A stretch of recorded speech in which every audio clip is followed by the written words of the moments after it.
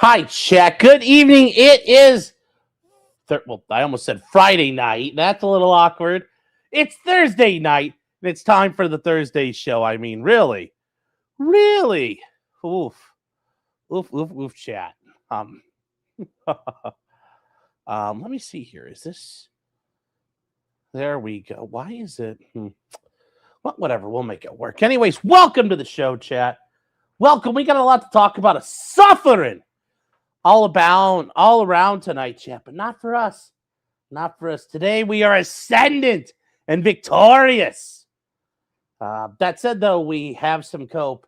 We're coping ahead as a strategy. Something is going to happen, and we're not going to like the outcome. We'll get to that. But yeah, just be prepared. We are going to have something happen, and we're not going to be thrilled about it when it does. So, yeah, see, that's a much better view. I don't know why it's doing that, but whatever. We'll make it work. We still got more to do. With the background. But anyways, welcome to the Thursday night show, guys. I am Sean, so there's potentially criminal. I am an attorney out in now Florida, but formerly out in Ohio, still an Ohio licensed attorney, but I since relocated with the love of my life, down to Florida, starting a new adventure down here. So J-Rock says 10 minutes to chat's life. They're never getting back. Well, by the end of this, there's a lot more time you're not getting back. So my apologies, guys. I do not have an excuse. I was not prepared. I was dilly-dallying and sitting here and going, coughing a little.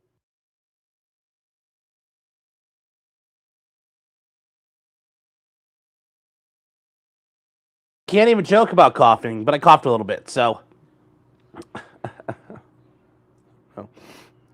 So T-Rex Travel says, so today I learned that my rights are literal faggots. Yes, your rights are a bundle of sticks. And your property rights especially are a bundle of sticks. There's coping at the Copacabana. Oh, yes. You've never seen it. Yes, we are coping at the Copacabana. At Border Reports, it's jobless like Arcade. Oh, no, actually, I've got stuff coming up. Got some work coming up. Actually, got some gigs running coming up that I'll be taking care of and making some money, chat. Got to make that money. Got to help pay the bills. It's my part of the thing. So, yes, I'm a former attorney in the P.O. Box. Yeah, so I need, I just give my voter ID card. And I was waiting on that, and I was like, fuck. It's still not here, so hopefully it comes in the mail. You know, I could be like Versace. Hopefully, somebody shots me. Check in the mail. Get it? Check in the mail. Speaking of coping, use promo code COPE, says the amateur iconoclast. No, we don't cope here. We don't cope. I mean, who would cope? You know, you're going to cope with the coupon code your daddy gave you. Your daddy gave you a good coupon code out there. You know, the good coupon code, and I'm not saying I'm your daddy, but code criminal for 10% off at the Dragon's Treasure. That's where you go. You're going to cope. You're going to deny the coupon code your daddy gave you. You're going to cope. I mean, that's all. If you start coping, you're going to move to Japan after you tried Australia, you tried New Zealand, and you cope, and you decide to move to Japan where you could be the round eye, the man with the large European penis. That's your cope. That's your cope. You are the one-eyed man in the land of the blind. That's cope, chat. Don't cope your life away. Don't cope your life away, chat. Cope criminal. Be decisive and bold. TheDragonsTreasure.com. That's what you should do. So, just saying. Something to think about out there, chat. Something to think about. And that's true. Kings don't cope. That's right, chat. Are you a king? I'd like to think you're a king. kings, queens. Do you cope? No, because you're a king. You're a king. You don't cope. Does the king of the jungle is a lion?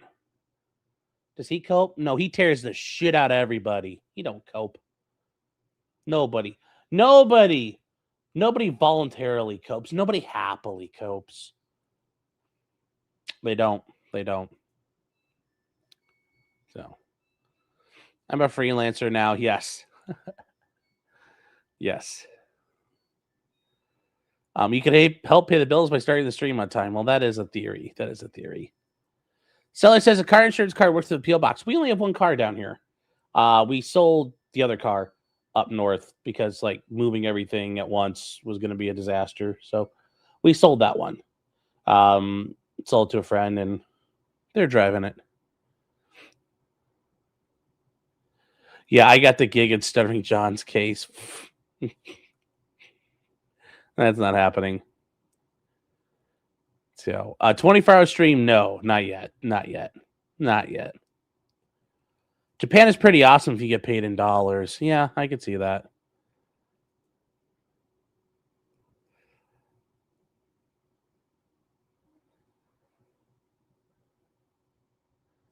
The crunching of the cough drops in your ears was awful. I am so sorry, but my throat hurts. My throat hurts.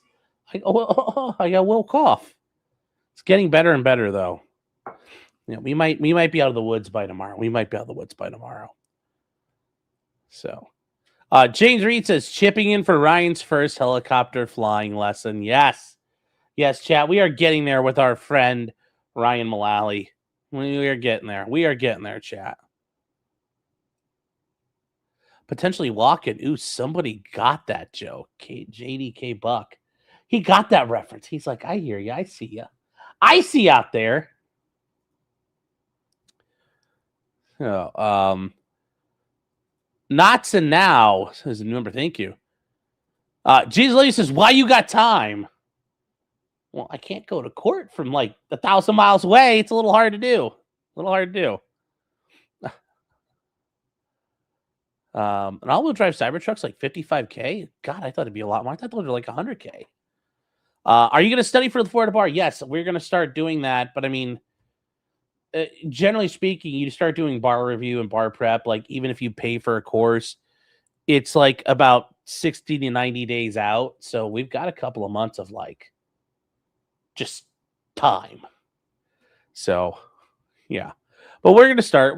Actually, one of the things I plan on doing is I'm in the Fifth Circuit Court of Appeal.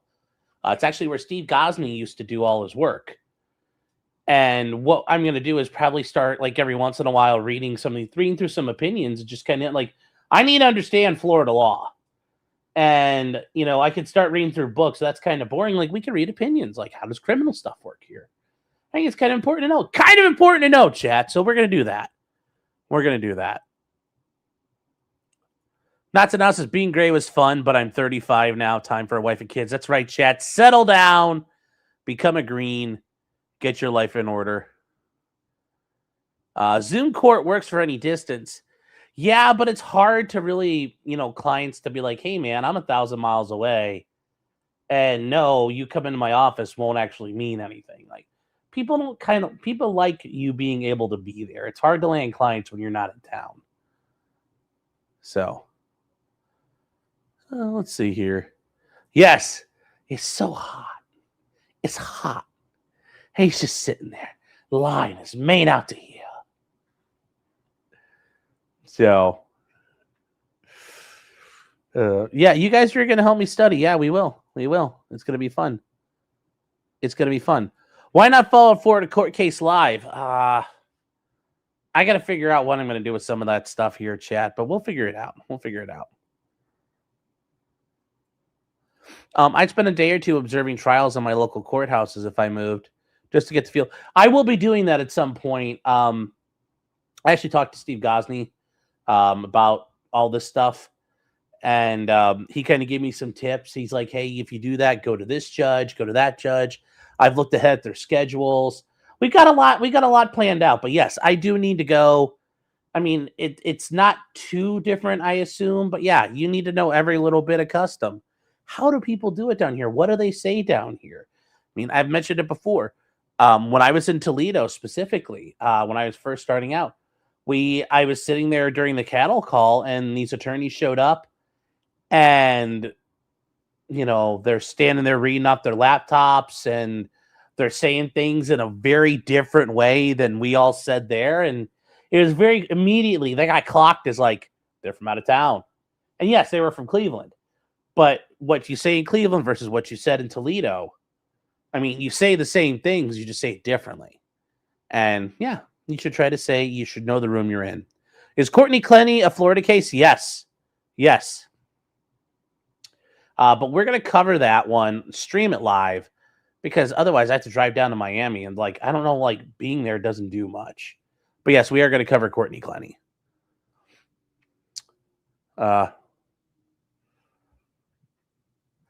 TSN Teddy for $4.99 says, Sean, be honest. Since he ripped apart Shuli's frivolous lawsuit, I don't think it's frivolous. It's a valid lawsuit. It's just, it's a battle without a strategic goal. How intense is the outrage from Shuli fans? I hear they're worst. No, it actually hasn't been a big problem.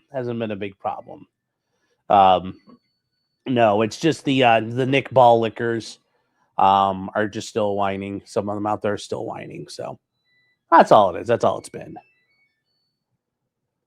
But thank you for the super chat there. All right. We guys are ready to go. It's 10 minutes. Let's get this show on the road. Here we go. Big news today, chat. Out of SCOTUS. Just dropping opinions left and right today. And the big news is birthright citizenship. Not today. Mail-in ballots. The Watson case out of Mississippi. What is election day? Not today. Whether or not Trump can fire people on the Federal Trade Commission. And he has the authority to do that. He also has the authority to fire the woman on the Federal Reserve. Lisa Cook. Not today. Not today. Not today. Not today. Not today. There are still 8 cases left that have to be released. Today was supposed to be the last day. But you know what Supreme Court can do? Just like any court, they could say, hey, we need more days. So guess what? We're going to make more days. Monday, more gets released. After that, who knows what the next day will be, because typically they've had a set schedule, but we don't know what they're going to do. So it'll be Monday and July 3rd. I mean, maybe. But think about July 3rd. Courts are closed on July 3rd. Because the federal holiday, because it's on a Friday, will be July 3rd. So it'll actually probably be the 2nd, if I had to guess. So it'll be Thursday. If I had to guess on that. We don't know which day it'll be. As I've stated, the birthright citizenship thing is not going to go the way we want. Just be prepared. Chat. If it does, oh my God, we'll be dabbing from the rooftops. But that's not going to happen. It's not going to happen. That said, though, I do think that, yes, when this does not work out, the backlash and the amount of restriction policy on immigration law and the pushes for changes to immigration law is going to be massive. So, we'll see. We'll see what happens. But yes, anchor babies ain't going away.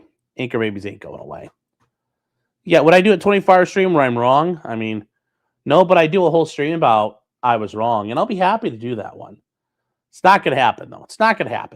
Of all things that are going to happen, this is not going to happen.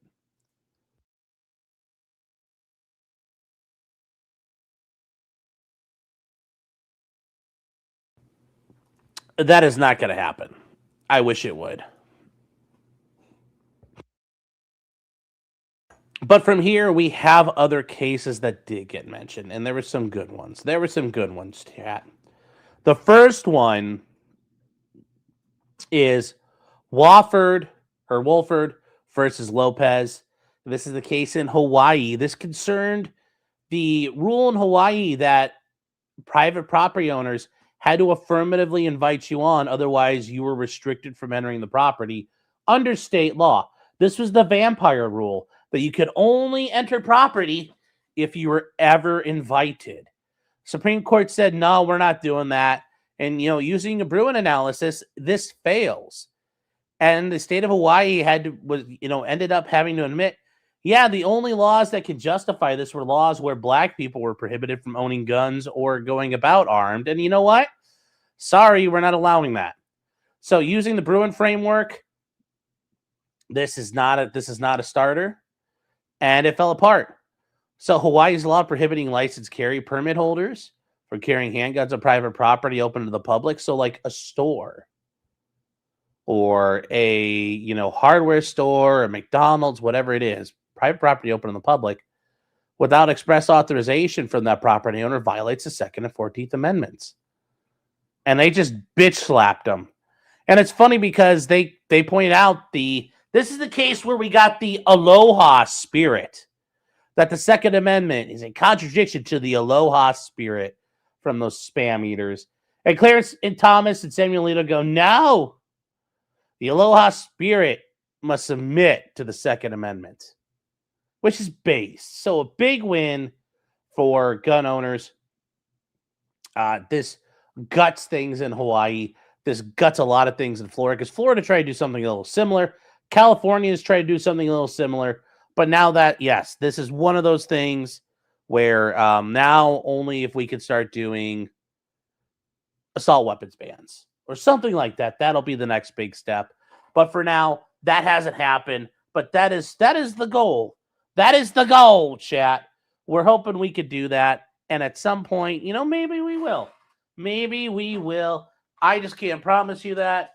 The Supreme Court's been kind of girlish when it comes to doing the right thing, taking Second Amendment cases. They've been leaving a lot of stuff out to dry. Snope, Ocean State Tactical. We were going through that stuff for a while, where all this stuff kept on going up in conference, and they never did anything. Every time Sean says spam, I run out for a tailored pork roll. Yes, Gavin Newsom was spurring out very hard about this. Yes. So, yes. I always use vampire rules. Well, so there we go. That is the first thing that came out. The second one that came out today, that was pretty big. And there were three really big ones that came out today. Were some interesting ones. The first one that was kind of big, and really it regards temporary protected status. So what did we have to decide? Well, what does temporary mean? What does temporary mean? Well, apparently temporary means temporary. So this one is Homeland Security. This one would have been Trump v. Mayotte. We watched the oral arguments for this one. And this is the one where the Trump administration terminated protected status of people, including Haitians and Syrians, and basically everybody. The entire TPS program was terminated. Why? Because we saw things where, like, for the Haitians, they've been in America for 15 years. The Somalians have temporary protected status for nearly 35 years now. 35 years they've been here. At some point, to quote the great Donald Trump, you have to go back. You got to go back. Sorry, no room here. So the question is whether the people who challenge temporary protected status are entitled to orders postponing stuff during litigation. And they point out that Congress created this to provide short-term relief. It's temporary. It's temporary. Well, temporary should be temporary. And they say here, together with Trump v. Mayotte, I don't know. I don't really care to pronounce it. But ultimately, they point out that in the TPS statute, they bar judicial review of non-constitutional claims. So saying, Your Honor, I don't like this. Don't care. You can't appeal that. You can't challenge it. You can't challenge it on the APA. You can't do a lot of things. Slayer says they've been here for like my whole life. Yes, some of them, yes. Some of them, absolutely. But in the TPS statute, it says no judicial review is allowed. And these courts are doing what they want anyway. And the Supreme Court had to come in. And once again, this was a 6-3 case. They had to come in and drop the hammer. They had to come in and drop the hammer. Ultimately, and they said, look, and once again, it was Machine Gun Sammy coming in off the top rope, just laying down some hate, whooping and beating that ass. And before I get too far, the Wolford case was also Samuel Alito. Machine Gun Sammy was on a tear today. This one was also 6-3. And yes, the brave Justice Jackson, throughout all of this today, went back to her old tried and true, the rusty trusty. It just don't make no sense. She just don't understand, chat. She's like parents. She just don't understand. But getting back to the TPS case, this one was also 6-3. This is, who knew? Who knew that no judicial review means no judicial review? You'd think, wow, we needed all these highly trained people to get us there. But it happened.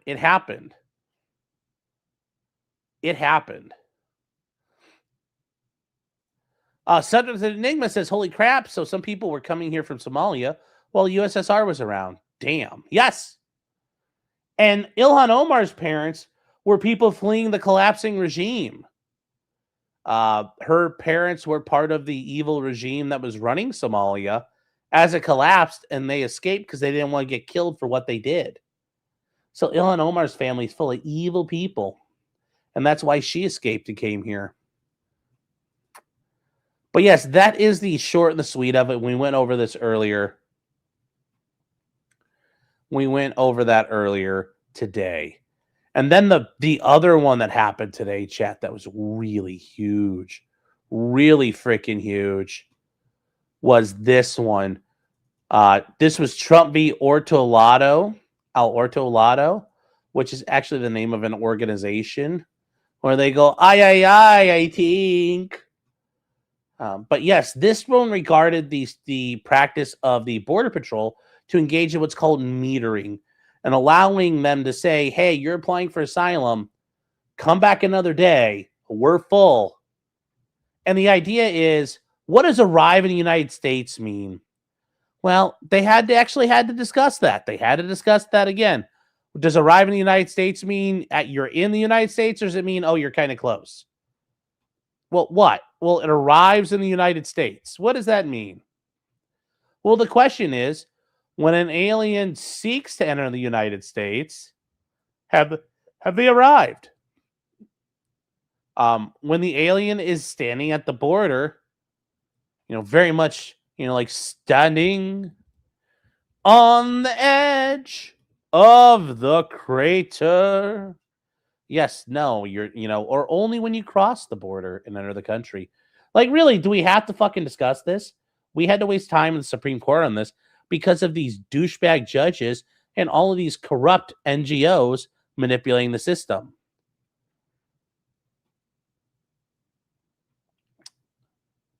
So here we go. What happens from here? Well, at this point, an alien standing in Mexico does not arrive by attempting and failing to set foot in this country. An alien arrives only when he crosses the border. He has to cross the border legally. So he cannot apply for asylum. And they point out this case is not moot because the Ninth Circuit continues to bar the government from doing this practice of metering and stopping people at the border. So here we go, chat. This was the other big one today. And this one, well, this one also, I hate to say, was also 6-3. It was a 6-3 case. And who gave this one today? Machine Gun Sammy again. Samuel Alito gave it. He read the opinion. From there, Sonia Sotomayor, it is widely reported, read her opinion. And at some point, Alito apparently looked like he was about to go choke a bitch. And after she got done, he said, there's so much more shit I should have included. There's so much more that needed to be said. But no, there is high tension on the Supreme Court. Those comments from Alito are unprecedented. You normally don't talk shit like that after somebody reads their opinion, but here we are. Here we are, chat.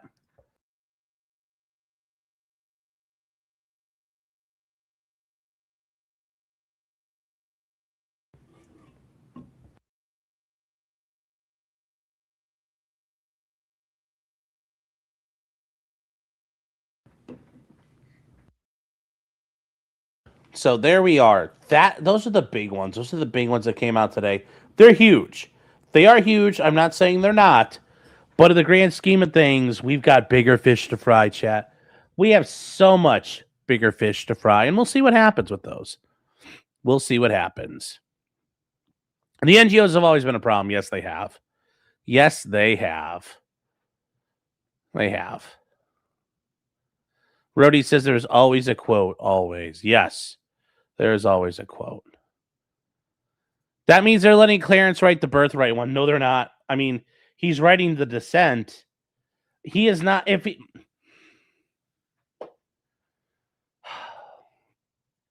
If Clarence Thomas writes the majority opinion in birthright citizenship, and it's what we hope, that you can't just shit out a kid on the gangway of an airport after you get off an airplane, and somehow that person is magically just as much as a citizen as everybody else. I don't know what I'll do, but holy Jesus Christ, you better be prepared. I'll do something wacky. That's not going to happen, though. That's not going to happen. It's not happening. Not happening, chat. Of all the things that are going to happen, that's not one of them. That's not one of them. So we will see. Let's say Garrett says, I was wrong about the A-10. What part was I wrong about the A-10? The A-10's time is come and gone. You know, the A-10 is an anti-tank killer. It's an awful airplane. Eric says, can we actually hear Alito's comments? No, not in this situation because they didn't do it where it was recorded. But every once in a while, they will come out and read to the media like that. But typically, no, you can't. It's not normally recorded. But there are people who took it down word for word, and Alito was not happy. He was not happy at all. So, no, the birthright citizenship case has not happened. It has not happened. Maybe Monday or another day. Another day. Another day, probably. ACOG says, name a better Sandy plane. Okay, that's different. The A-10's really good at air-to-ground work. It's just if you're trying to hunt armored vehicles, you know, if I'm hunting tanks, like if I'm looking for T-62s roaming around Czechoslovakia and the Black Forest of Bavaria in 1979 and 78, yes, the A-10's undisputed. By 1985, when Russian, you know, AAA and SHORAD had really been beefed up, ooh, it was not a good choice. You know, and in today's modern environments, no, it's not for that. Now, can I use it when I have, you know, suppressed enemy air defenses? Yeah, it's great, but it's not good otherwise. It's not good otherwise. So, James says T-62s, yes. Before the T-72, there was the T-62. That was the primary tank for the Russian army for quite a while.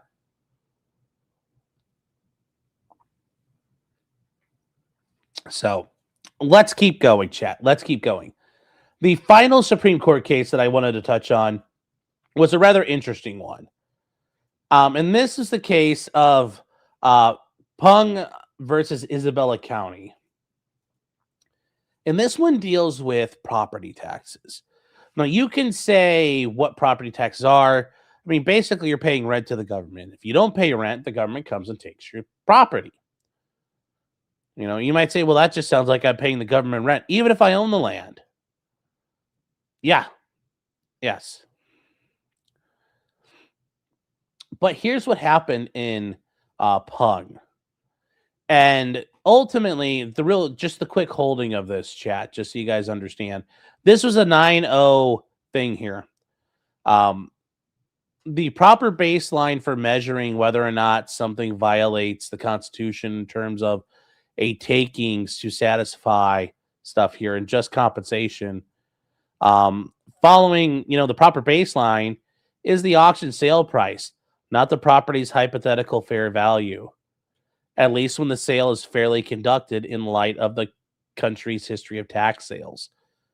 But this one's a little sketchy, and we've heard about these before, where people, HOA seize property, they'll seize a home, they'll sell it for like $5, and the $5 it goes to like somebody who's in cahoots. That's not fair. But this one seemed to be fair. So ultimately, how did this work? Well, the real quick thing here is the Pung family owed $2,200 in property taxes. Now, so they initiated foreclosure. The home was assessed at $194,000, but it sold for $76,000 at public auction. Well, the court held that, hey, you should only get the surplus proceeds from the tax sale, and that's correct. That's typically how it goes. So he gets $73,000. You don't get the property's fair market value because that's not what somebody's willing to pay for it. But the county gets their tax amount. Now, here's this part here just seems okay. And this is a 9-0 case, and nobody disagrees. Okay, that's kind of how this should work. But just listen to this case and how this happened. It is absolutely insane what happened here. And what we're going to do is focus on the concurrence of Justice Thomas. So here we go. Just listen to this. Just listen to this, you guys. Listen to this about what happened. And honestly,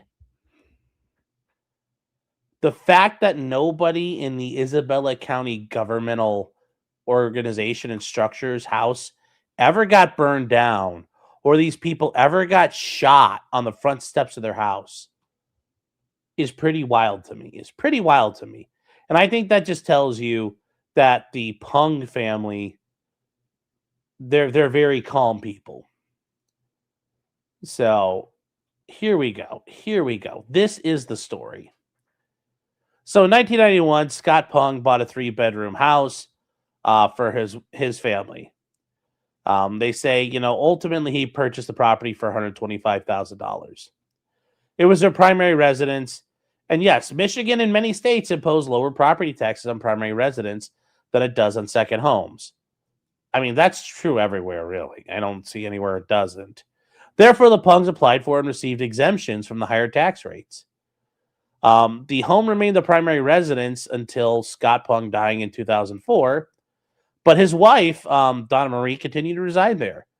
When Donna Marie died in 2008, her son Mark and the family continued to reside there. The home was continuously owned by the estate, of which Donna Marie and Mark were beneficiaries.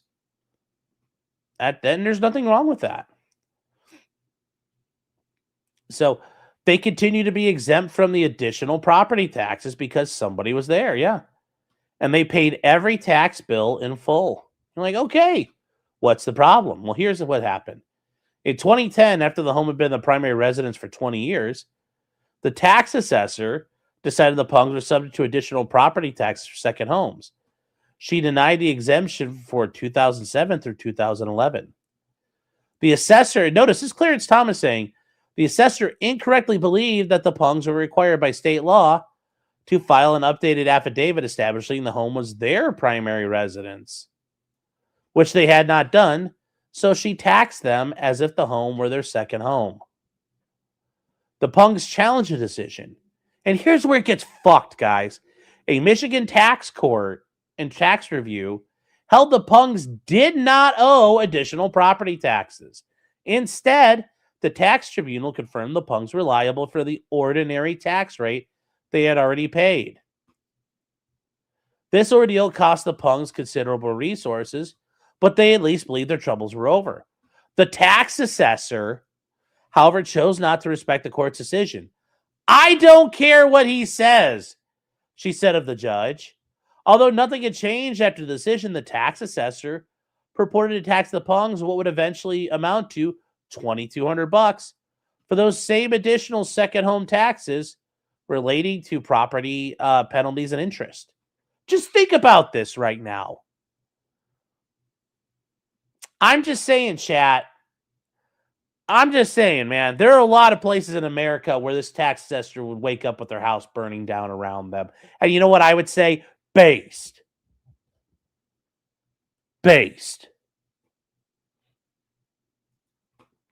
Even a decade later, before this court, the county could not substantiate a legitimate basis for imposing the tax. When asked an oral argument, the county's attorney said, I don't know what the township's assessor reasoning was. The assessor imposed the additional tax in a manner that would make it more likely the Pungs would become delinquent. The original bill was sent to the Pungs for 2012, did not include the additional tax. The tax assessor imposed the tax only after sending out the original tax bill. I hope this tax assessor gets fucking cancer. I hope it hurts. The executive estate went to the offices with a check to pay the full tax printed on his bill. At that point, a clerk informed them an additional tax had been imposed. And the guy rightly said the tax was not due. The court brought it in. You know, he brought in the driver's license to demonstrate to the clerk the home was his primary residence and paid the proper amount. The additional improper amount, notice the court's even agreeing it's improper. Clarence Thomas is just citing, for the record, how fucked these people are.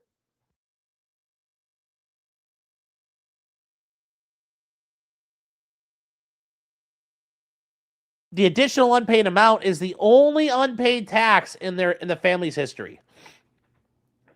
The assessor reported the property as delinquent. Then the township and the county, whom I will collectively refer to as the county, began foreclosure proceedings. Although they paid the original tax bill in full and did not owe the extra amount, the county gave the Pungs until 2014 to redeem the property by paying the supposed deficiency.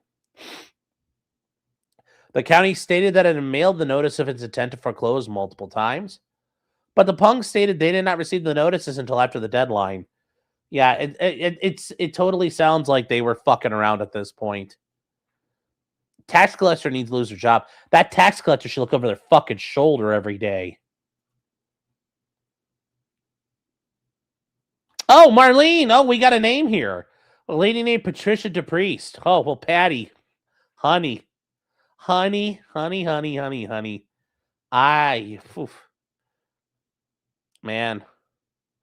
I'm just saying, man, depending on where you live, I guess you're lucky you live where there's some good, wholesome people who don't willing to commit violence, because a lot of places, honey, you'd be having a rough time. Well, multiple times over already. I'm just saying. Now, they explained that if they had received notice, they would have undoubtedly taken action. In the meantime, the Michigan Court of Appeals affirmed the tax tribunal's decision that they didn't owe additional taxes. The county nonetheless persisted with the foreclosure. The fact that, like, honestly, this is why people build fucking killdozers. This Marvin Heemeyer could have done that. If these people would have burned down the tax office, I would have said not fucking guilty. If they would have gone in and played duck hunt in the tax assessor's office, I'd say not fucking guilty. Seriously. You know, the state entered a default judgment of foreclosure against the Pungs in 2015. The judgment vested title to the county. The Pungs moved to set aside the foreclosure for insufficient notice. The trial court set aside the order because the county should have known the Pungs had not received notice and could have easily taken steps to inform them. So now we know that, like, oh, wow, they were really fucking around. Every court, every time there's a court, they just keep looking at it and say, this is wrong. This is wrong. And they say, no, you can't do this, Isabella County. And they keep doing it. They keep doing it. They keep doing it. Rather than allowing the Pungs to keep their home, the county appealed. The Michigan Court of Appeals reversed, holding the county. Now, this is funny. They sufficiently tried to notify the Pungs of its planned foreclosure. Foreclosure of something that the Michigan Court of Appeals affirmed they didn't owe. Yet later on, they're like, well, they warned you of the tax you said that they don't owe. I mean, can you think about this, how this works? How is this supposed to work? How is this supposed to work? Like, notice how this goes here.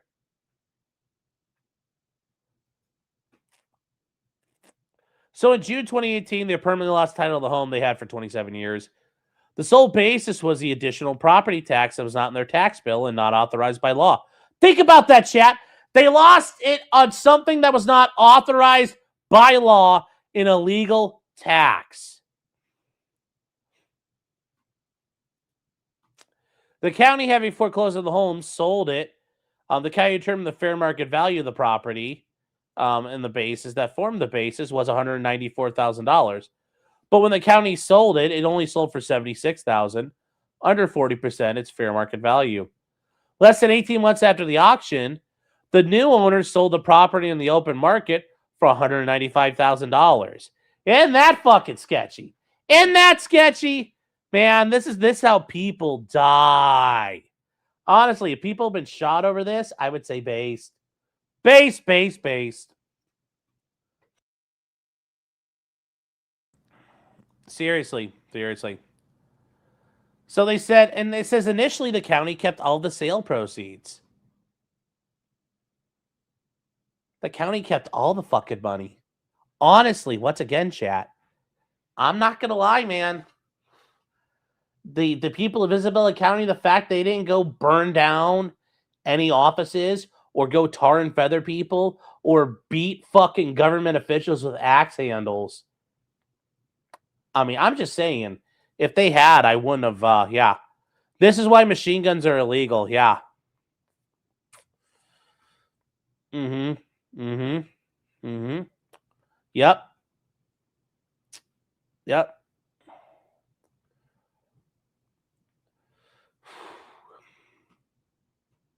So when they went to federal court, the court said, give them back the $73,000. That means even if the tax were proper, which it was not, even Clarence Thomas is, you know what? The best he can do right now is just point out why these people are fucking cocksuckers. You know, put this county on blast. The Pungs lost $118,000 as a result out of a debt of $2,200. On appeal, the Pungs argue when the county took their home, its payment of only $76,000 was not just compensation. The Sixth Circuit denied relief because the auction was the best evidence of fair market value. And just think about that. Just think about this, chat. This whole fucking thing. It was an illegal tax, once again. The fact that the Pungs did not go fucking kill somebody over there. Oh, Wolf. After says, why was the county allowed to keep any of the money? It was a tax they didn't know. I don't know. But the fact that nobody killed anybody over this, I just don't know, chat. I just don't know,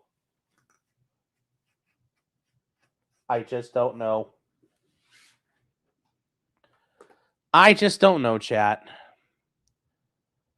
Oh. I just don't know. This is ridiculous.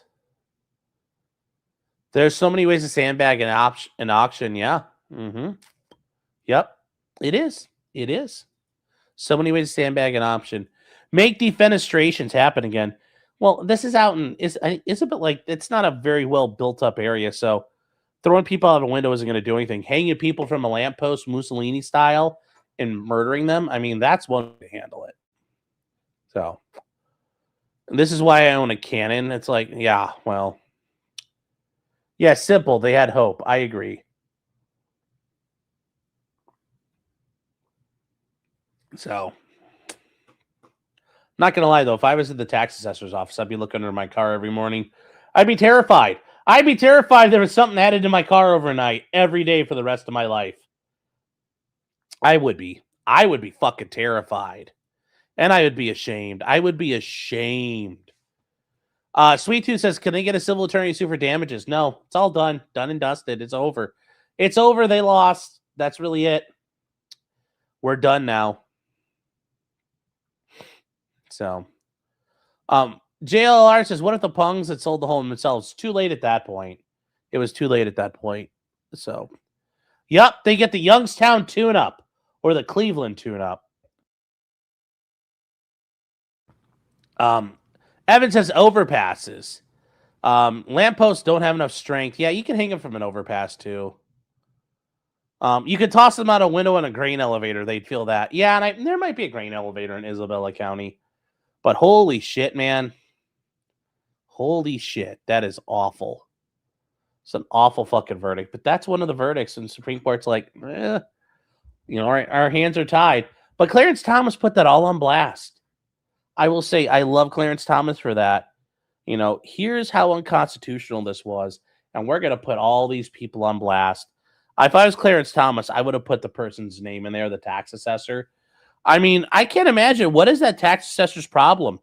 Did Michael Pung fuck her daughter or something, or run over and kill her dog? Like, what was the issue? Yeah, so nothing happened. Nope, nothing happened. Brad says, what was the ruling? The way to determine whether or not an auction was fair is based on the process and whether or not you got a fair amount. You have to look towards the auction. Was it held fairly? Yes. Now it's going to go back down to the trial court, and trial court's probably going to rubber stamp it. We'll see, though. Basically, the Pungs are screwed. The tax assessor's name should be on the website. Yeah, well, so that's it. Yeah, the ruling was 9-0, saying if you want to know what's going on, you just go back, and if you want to know the fairness of the situation, whether or not the compensation's just. I mean, guys, we already did this. Here is the court's ruling. Here's the court's ruling. Once again, if it's just compensation, it's the auction sale price. If the auction is conducted fairly in the light of how tax sales were traditionally conducted. So for right now, it goes back down, but the courts are going to uphold this, and these people are fucked. So,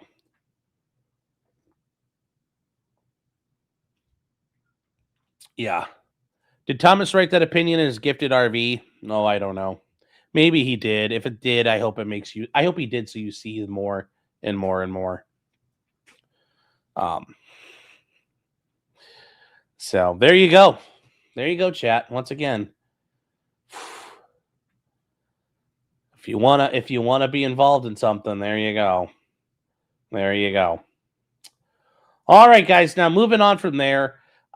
If you guys remember the Pacific Palisades fire out in LA, burned down, it was the big LA fire. We covered this. The guy got caught flying the drone, where the drone ended up hitting a fire plane. A fire plane ended up flying into it. A very devastating fire. Destroyed all those, that beautiful neighborhood over on the Pacific coast. Destroyed all those houses in Malibu. Those houses which haven't been allowed to rebuild. Remember, Adam Carolla called it. These houses were never going to be allowed to be rebuilt. And as of right now, they aren't being rebuilt. They aren't being rebuilt. And here is a picture of the Palisades. These houses are burned down. They're gone, and they have not been rebuilt. The Coastal Planning Commission. None of these things. The people have had houses there. Yeah. Well, there was a trial and a trial for a guy named Jonathan Rinderknecht. And Jonathan Rinderknecht was charged with setting the fire. And you guys remember, this is some of the footage of the fire here. So, and this is him. Well, guess what? His trial is in federal court. As of right now, the jury is deadlocked. The jury's had it for deliberation. And they initially said they had a verdict, but then they had to change their minds. But yes, there is a possible deadlock in the jury. It's not hung yet. It's not hung yet. So it's not clear yet. It's not clear yet. Deliberations continue tomorrow at 9 a.m. their time. So noon Eastern time, they're going to start. But they claim that driven by revenge, anger, and loneliness, he ignited a small brush fire near the Palisades Summit neighborhood that ultimately turned into a fire that killed a couple of people. And yes, they initially thought they had extinguished the fire, but it was smoldering for days in bushes and trees and the root systems and basically burned down through those and then popped up in the middle of the Pacific Palisades.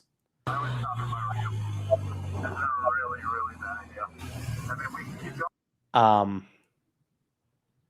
was affected by the winds. And then, remember, this occurred back last year in January. And yes, he believed that the wealthy were destroying the world. But yeah, okay. But the defense attorney said there was no evidence that linked his client there, and whatever proof was presented didn't make much sense.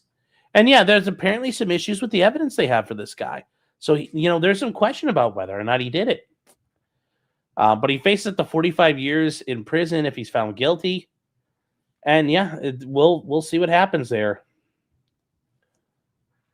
So, these people lost everything, though, in this fire. All these places along the Pacific Coast Highway in the Malibu area, everything was destroyed. Everything was destroyed.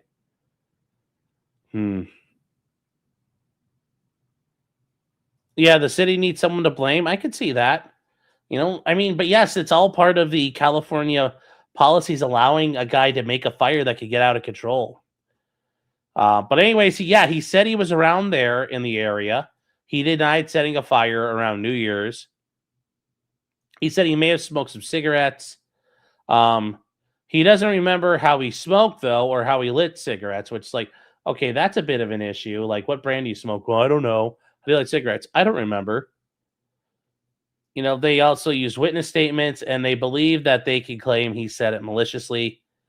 We're not sure, though. I haven't seen everything. Obviously, it's in federal court, so we don't know what happened. He called 911 several times, but, who knows actually how that was all set up. And, they claim he used a grill lighter to set it. During his case in chief, though, he called an arson specialist and believes that, fireworks set it off. Somebody shooting off fireworks, which, it's New Year's in that area, and people set off fireworks all the time. So, Kia Patrick's saying there's no doubt in my mind, on top of all the other shit California does, it was all intentional. I can totally get that. It gets rid of buildings on that land. It allows the city to come in at some point. If people can't build on it, they're going to come in and take that land. And the California Coastal Planning Commission will take all of that. Yes, allegedly, yes, his closing was on fire. Yes. Apparently his attorney did a really good job at closing. So, won't be the first time pyrotechnics have been used to cause a fire in the state of California. Yeah. No, it happens all the time. Happens all the time, but it is something to consider. It is something to consider there, chat. So, we'll see. We'll see, though. And honestly, if he did it, great. If he didn't do it, then I hope he didn't. Hope he doesn't stand, get punished for it. But if he did do it, well, then fuck him. Fuck them all, chat. Removes any endangered species that is, yes. There's all kinds of stuff that's going on about this. Yeah. It's too big to be an oopsie. I kind of believe that as well. This is too big just to be a coincidental oopsie.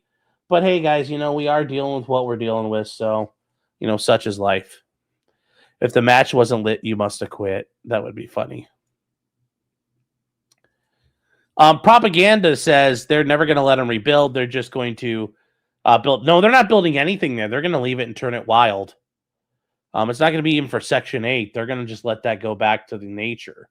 I mean, because if you look at California's coastline up the PCH, you know, after LA, you get into like Big Sur and all those areas where like there's very little development. Like they want to limit development. Adam says he should have said he was working on filling out mail-in ballots for people. They would have said, "Oh, good sir, have a great day." Although that's another Fed op in California, so it's like, you know, he's doing all of that. Seller says no, foreign land developers are already accumulating land. The Hawaii Fire 2.0.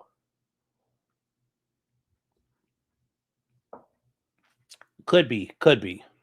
We'll see. We'll see about that. We'll see about that. Now, and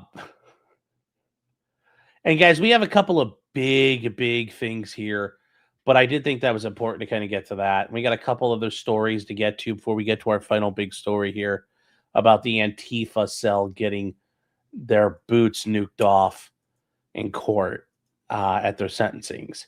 But we have some other federal court stuff going down. You know, for example, we have going back to the Trump cases in Georgia.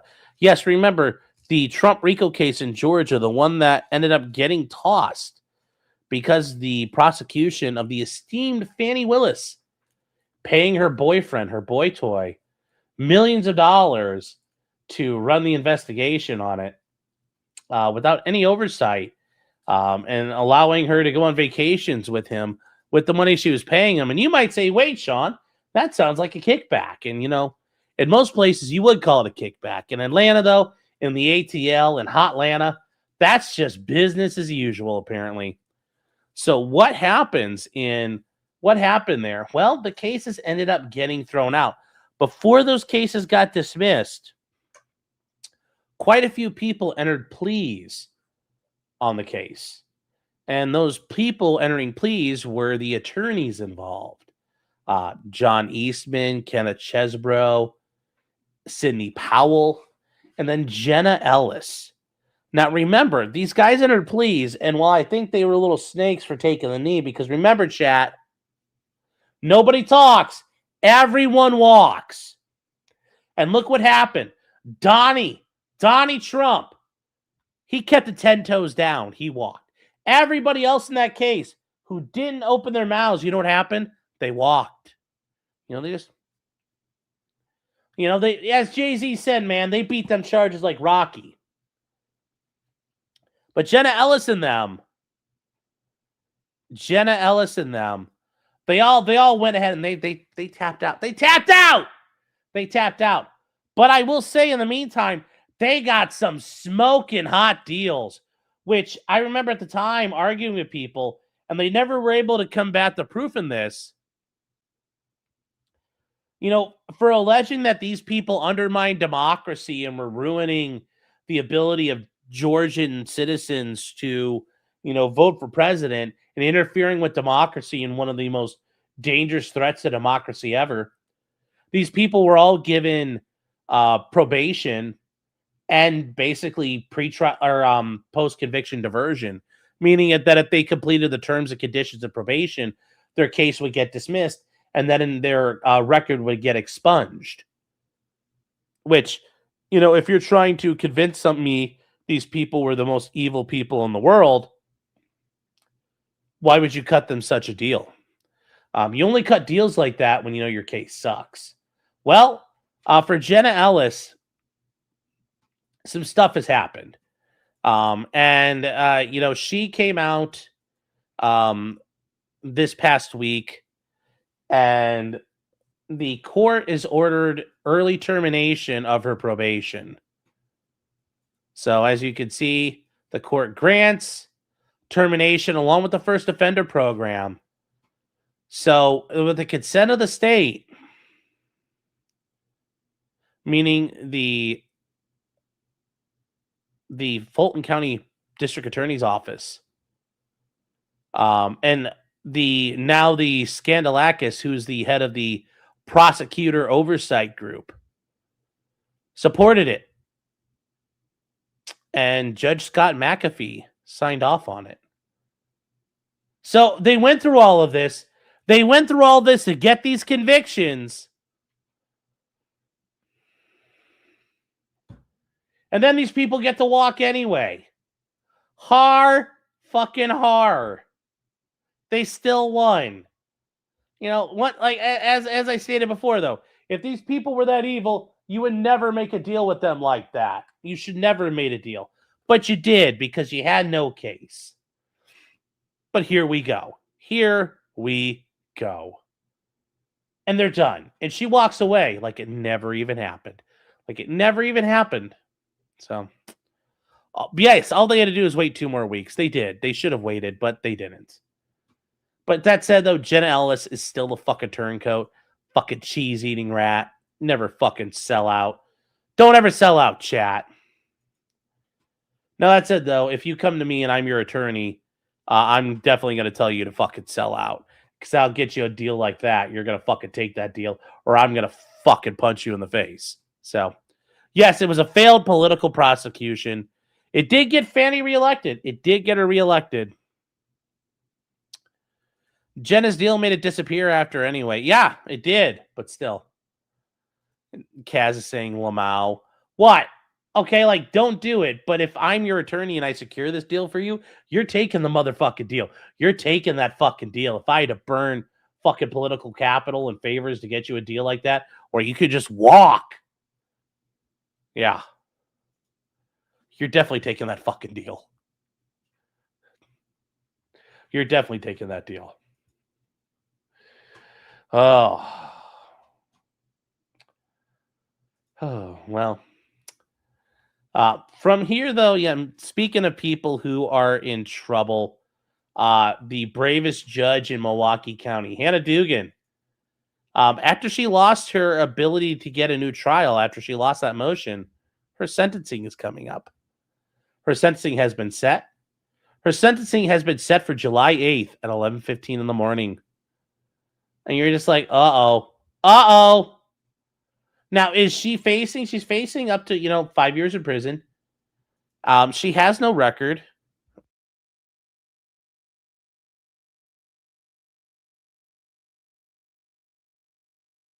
She has no record. Is she going to get probation? I think there's a good chance she does. She might get a little bit of local jail time. But she does have it. But here, it's interesting because this shows some of the courtroom sketches of her, and they're fucking hilarious. New at 10, a sentencing date is set for a Milwaukee County judge convicted of obstructing an immigration arrest at the courthouse. Jurors found Hannah Dugan guilty in December. Just look at her. Look at this picture. The sketch artist is not doing her any fucking favors. That sketch artist is so mean. After the incident in April of 2025. Then earlier this week, a federal judge refused to overturn her conviction. So suffer. I mean, I hope she goes to federal prison. She should. Because here's the funny thing. Had I done that in her courtroom for a case she had, she would have lost her fucking mind. I mean, think about that, chat. If this was a non-federal case, let's just say some Milwaukee County cops came in looking for my client.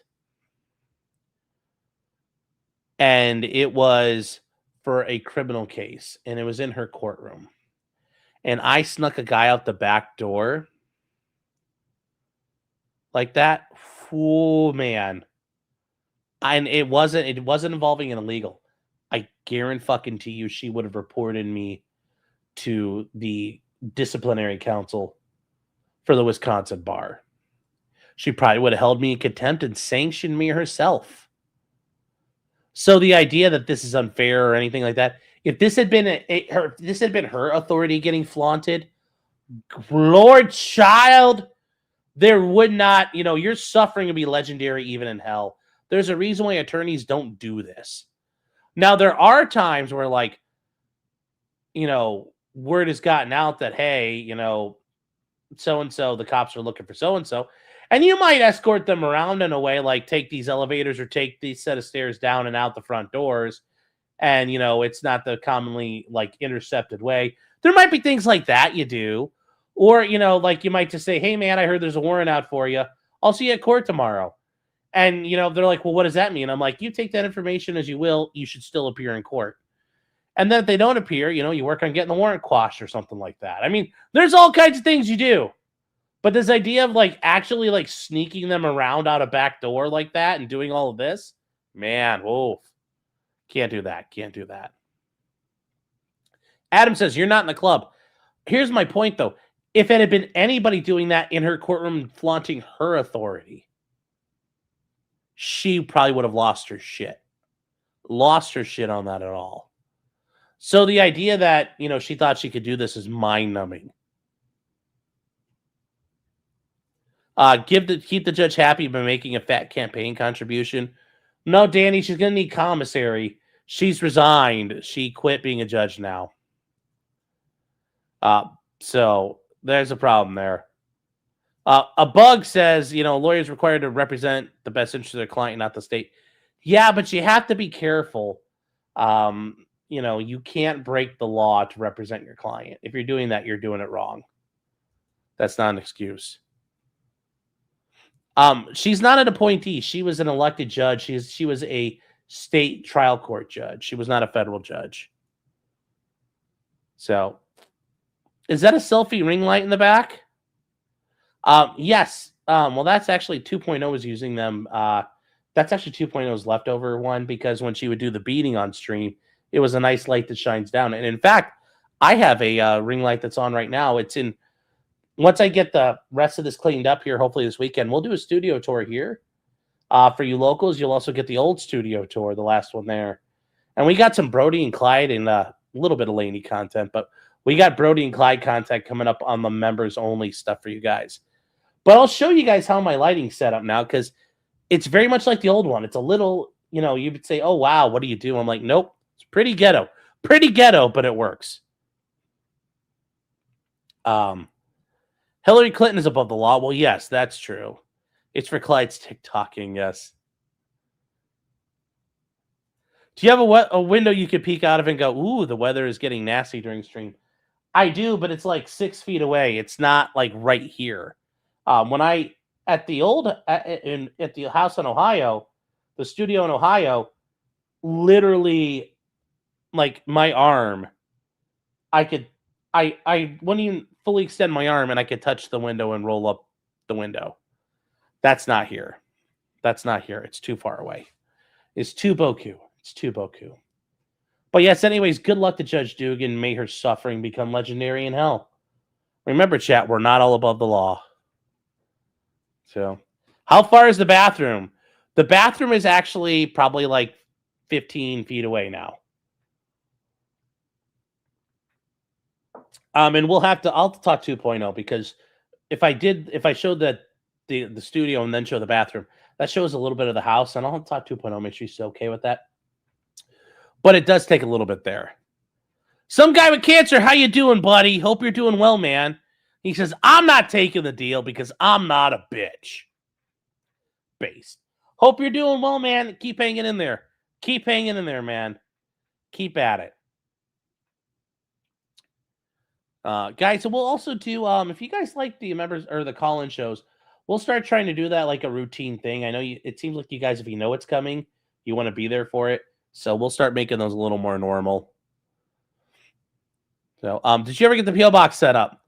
Well, no, I was waiting on my voter registration card coming in, because I forgot you need like 2 forms of stuff, and we haven't gotten our cars switched over registration wise yet, because the Legacy we sold, we still have the Ascent, and we only need 1 car right now anyway. And it was easier to move cars like this. We had to figure out what we're going to do with that. So we haven't registered it here yet, because we might turn in the lease, get something different. We don't know what we're doing yet. So I don't have a registration or anything yet with my name on it. We can do all that fun stuff with. So let's see here. In Florida, you got to keep the AC man on speed dial, yeah. So we'll get that done. We'll get that done. We're registering as a member of the Green Party. Yeah, that's exactly it. It's a Subi family. Well, Subarus are good cars. They're good cars. I'll drive whatever. I've driven everything. You know, I don't mind. I don't mind. So from there, chat, though, we are going to move on to, where are we at here? Ah, yes.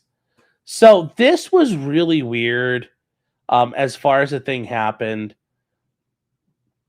I just... This one's a little more of just like, don't break the law or do something retarded. And this is the JP Morgan Chase executive. We got to do that. Well, the bills, we haven't gotten any bills yet. Everything was set up electronically yet, so we haven't got any bills officially yet. And I don't want to keep waiting because we haven't been here the month. No. Anyway, as we go,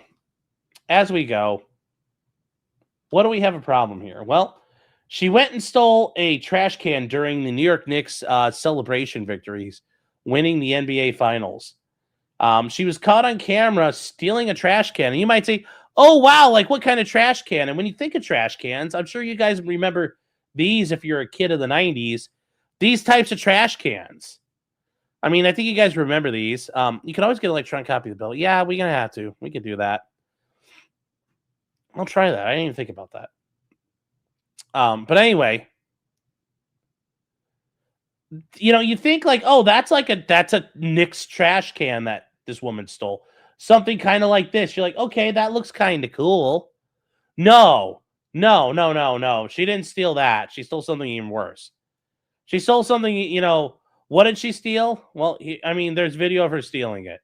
There's video of this woman stealing the trash can. And you're just like, are you fucking kidding me? This is what you stole? This is what you stole, lady?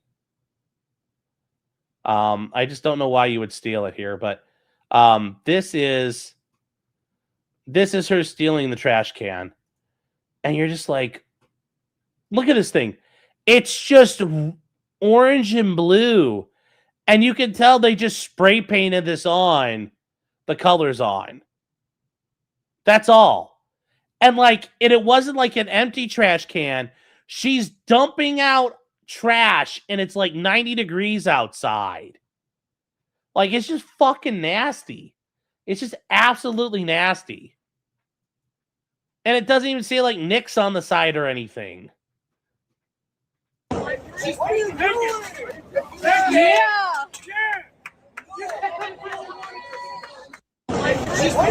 Like, why? Like, ugh.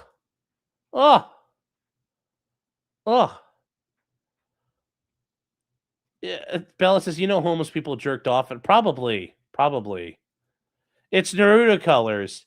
Yeah, it's also, if you're a Syracuse fan, it's orange and blue. You're a Denver Broncos fan. You're a Mets fan. There's all kinds of things here. But anyway, KLF says they sell the cans for $168. Well, and that's the thing. This person, you know, it's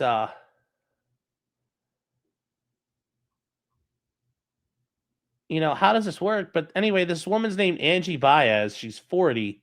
She's the executive director of community and industry engagement for card and connected commerce at JP Morgan Chase. So what does all that mean? She is a high up person in JP Morgan, probably makes at least $250,000 a year. $250,000 a year. Like, imagine that. You have a $250,000 a year job. And guarantee you it's an alcohol-related crime. Oh, I'm sure it is. Apply to do that job remotely. That would be hilarious. But yes, it's the same JP Morgan where the guys claimed that he was a sex slave. But yeah, she's, you know, she stole this and she's no longer employed with the company. Yeah, you know, and that's going to be a valid firing. They're allowed to fire you if you bring disrepute on the company. But also, you work for a bank and you're seen as a thief. Those two things don't go. Being a thief and working at a bank don't go well together. Even if you're not a teller, that doesn't work well. But she claims that she attended the parade in personal capacity. Doesn't matter. You can still be fired.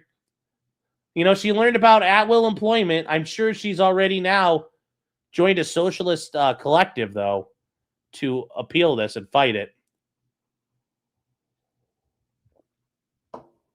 And what is she described as? She's someone who described to making a positive impact in all of her work.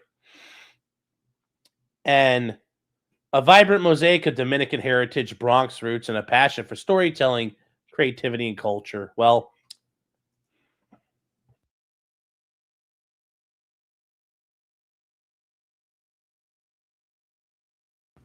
I mean, if she was a Dominican, she wasn't carrying a knife, so I'm a little disappointed here. But yeah, this is yeah. And she left an indelible mark on everything she touches. Well, she did, and now like her name, when you Google her, is gonna pop up here. So don't do this shit, guys. Don't do this shit, guys. Which culture was the thief? Yeah, I don't know. But I do agree with you. Jesus loves you. It was probably alcohol related. It's just a dumb way to lose your job. And honestly, I can't imagine, like it's hot out, you start drinking, and I don't know, people were like going wild in the Knicks parade. So it's not a surprise it's happening. You're just like, bro, come on, man. I just don't know why she did it. But it's a dumb thing. And, just be careful when you go out drinking and acting a fool. Bring your friends with you. Have somebody there to help you, because you can't have this happen. Did somebody do so? Oh, there we go. I see what happened now. We met the goal, chat. We met the goal. All right, chat. So we got to catch up on some of this here. James says for $5, pony up to keep your chat rank, EDW. Thank you, James. EDW says for $5, happy Steam summer sale. Yes, it's also was Prime Week this week. Well, Prime Days. But yes, Steam summer sale is going. Let's see here. Let's see. Lone Alaskan says for $5, forget the goal. It's for Clyde. Hey, nothing wrong with that. Let's see if I can get him real quick. Hold on here. Clyde!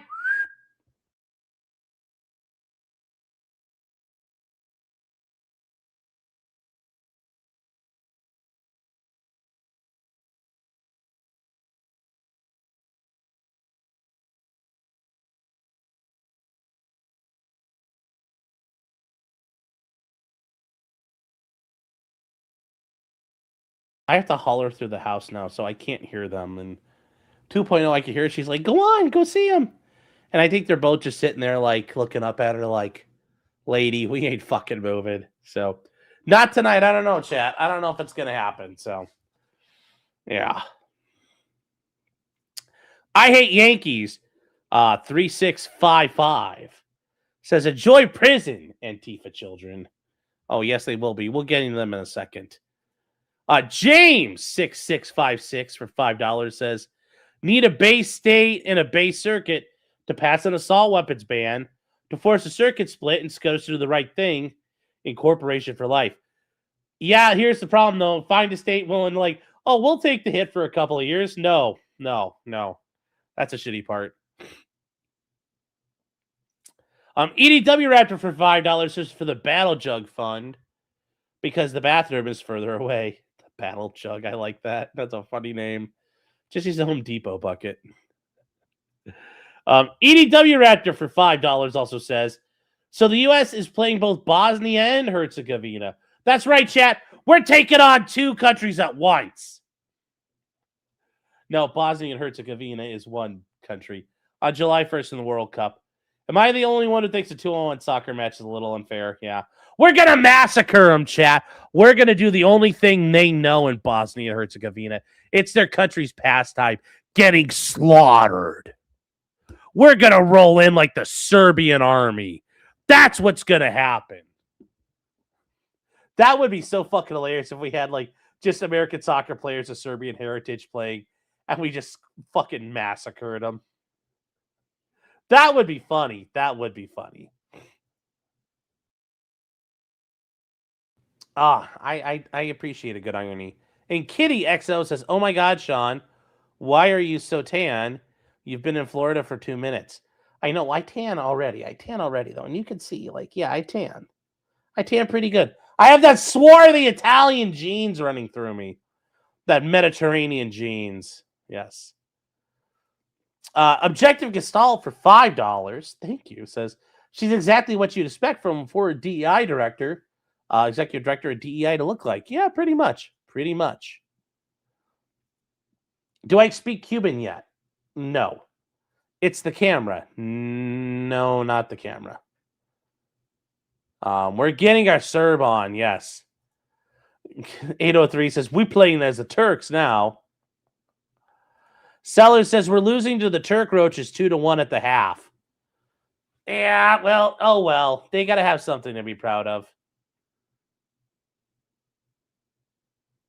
Oh, we are losing Turkey. That's such a bummer.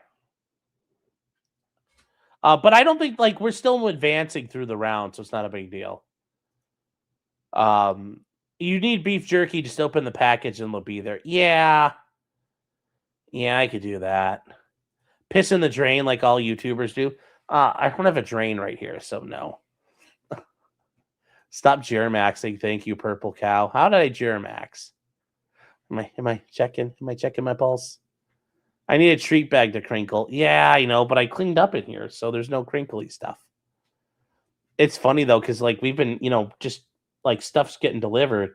So anytime we open something with like crinkle packaging on it, Clyde's always sitting there like, "What do you got? What do you got?" And you're like, "Clyde, it's a box of like, it's a box of like Clorox wipes." He's like, "Are you sure? Can I sniff it? It might be food." Might be food. Yes, there is a temporary injunction in the Virginia assault weapons ban. Yes. Yes, that is very true. That is some good news also out of Virginia today. Oh, let's see here. Part eggplant. Well, hey, I mean, there's that Dennis Hopper quote about Sicilians. I mean, if we got to talk about it, chat. I mean, it is a thing. It is a thing.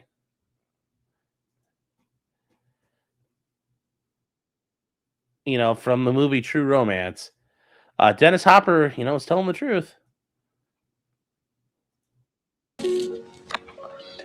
Sicilians were spawned by niggas. Yes, they were, chat. Yes, they were. I mean, it's true. It's true. The Moors conquered southern Italy. So, yeah. We all know how food motivated Clyde is. Yes. So, your great grandma had been like many generations ago. Yes, that quote applies to all Italians, not the ones in the north. The ones in the north are very white. So.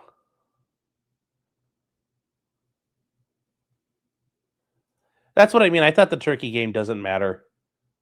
No.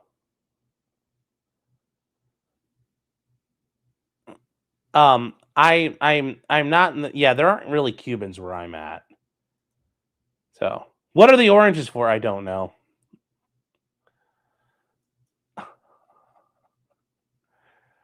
Okay. Such a massive display of patriotism from Team USA right there. Thank you for that. I hope we crush them all, but it sucks. It sucks. Mother of Papillon says, "Holy cow, you and the family moved to Florida." Yes. Yes, 2.0. Got an amazing opportunity. So yeah. We talked about it. I was like, "I'll follow you. I'll go." And I'll pack up shop and come down there. The things you do for the people you love. It's a new adventure. So yeah, of course. Of course. They need to score at least 4 points so we get free Jason's deli food. What is that? All right, guys. Katie says, do you miss Bon Bon? Because I do. A little bit. We never got to see Bon Bon with Brody, and I think those two would have really gotten along really, really, really well. But yeah, I mean, Bon Bon is now 1,000 miles away. So, which is sad. It's sad. Zakuza says lawyering can be done anywhere. It can be, but you got to get licensed, and that takes time. All right, guys. So we are going to move on from here. We got a couple more stories to get to of stuff that's heading out here. I mentioned this is something that had happened previously out in Colorado. There was a DNA expert out in Colorado that had been that had been working in the state crime lab. And it's a woman named Yvonne Woods. And she was a forensic analyst with the Colorado Bureau of Investigation, basically their state law enforcement organization. And hold on, chat, 1 second here.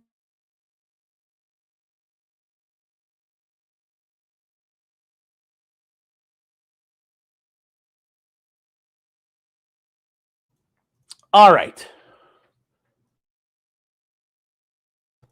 Now, what happened with Yvonne Woods? Well, she had committed perjury in decades worth of cases. She had been concealing data tampering. She had deleted data. She had shown that she hadn't properly tested in court cases DNA and things that were happening.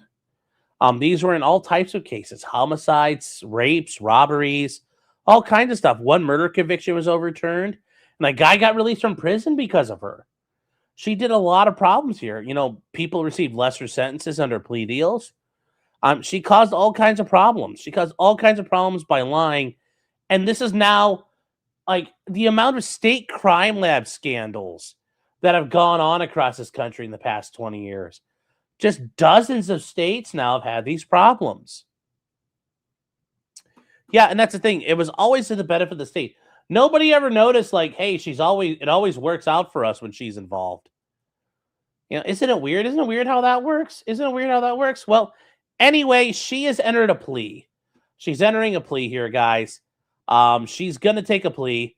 This is her actually testifying at a murder trial. And this is her trying to argue all the shit she was talking about was legit. She's pleading guilty to 4 felony counts of tampering. And ultimately, what is she looking at? She'll face between 8 and 16 years in prison in September when she gets sentenced. And I hope it's for a fucking while. I mean, 16 years is not enough for what this woman's done. 16 years. And you did this in the criminal justice system.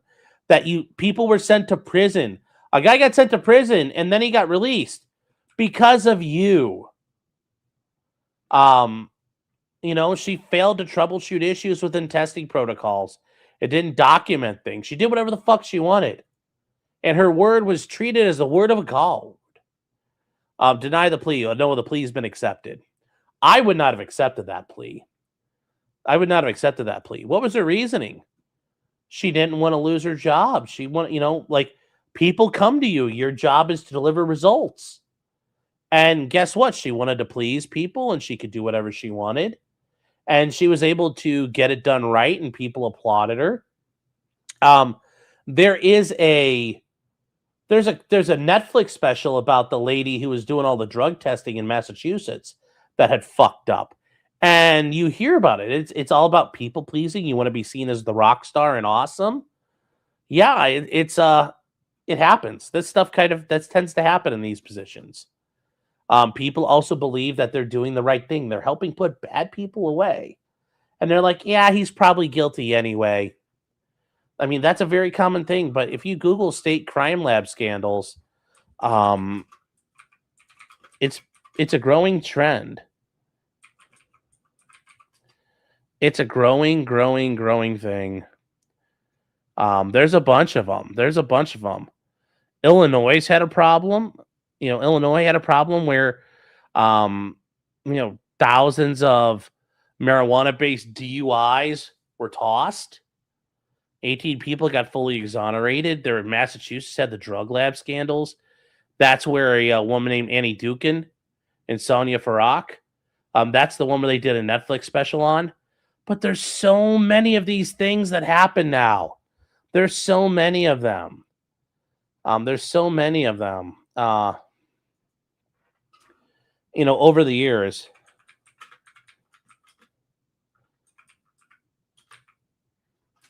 There's just so many. At least 20 states at this point now. At least 20 states. I mean, it's just, there's people that were caught fucking around for decades before they're fired. It's getting ridiculous out there. It's getting ridiculous. There's, how do you fight it? How do you combat it? These, people are sent, they send people to prison, but it's not till way after things have happened. It's way after things have happened. I mean, just, what do you do?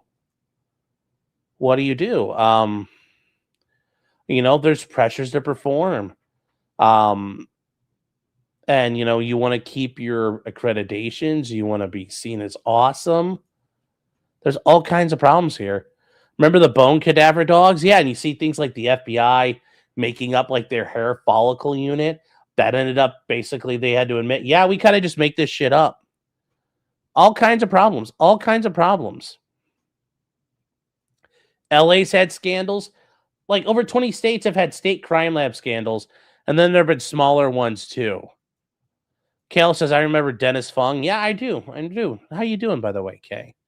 Happens, yeah, that's all the time, chat. All the time. And it's not getting any better. So, yeah. It's not getting any better. Oh, it's 2-2. We tied up. Suck it, Turkey. Fucking suck it, Hassan's cousins.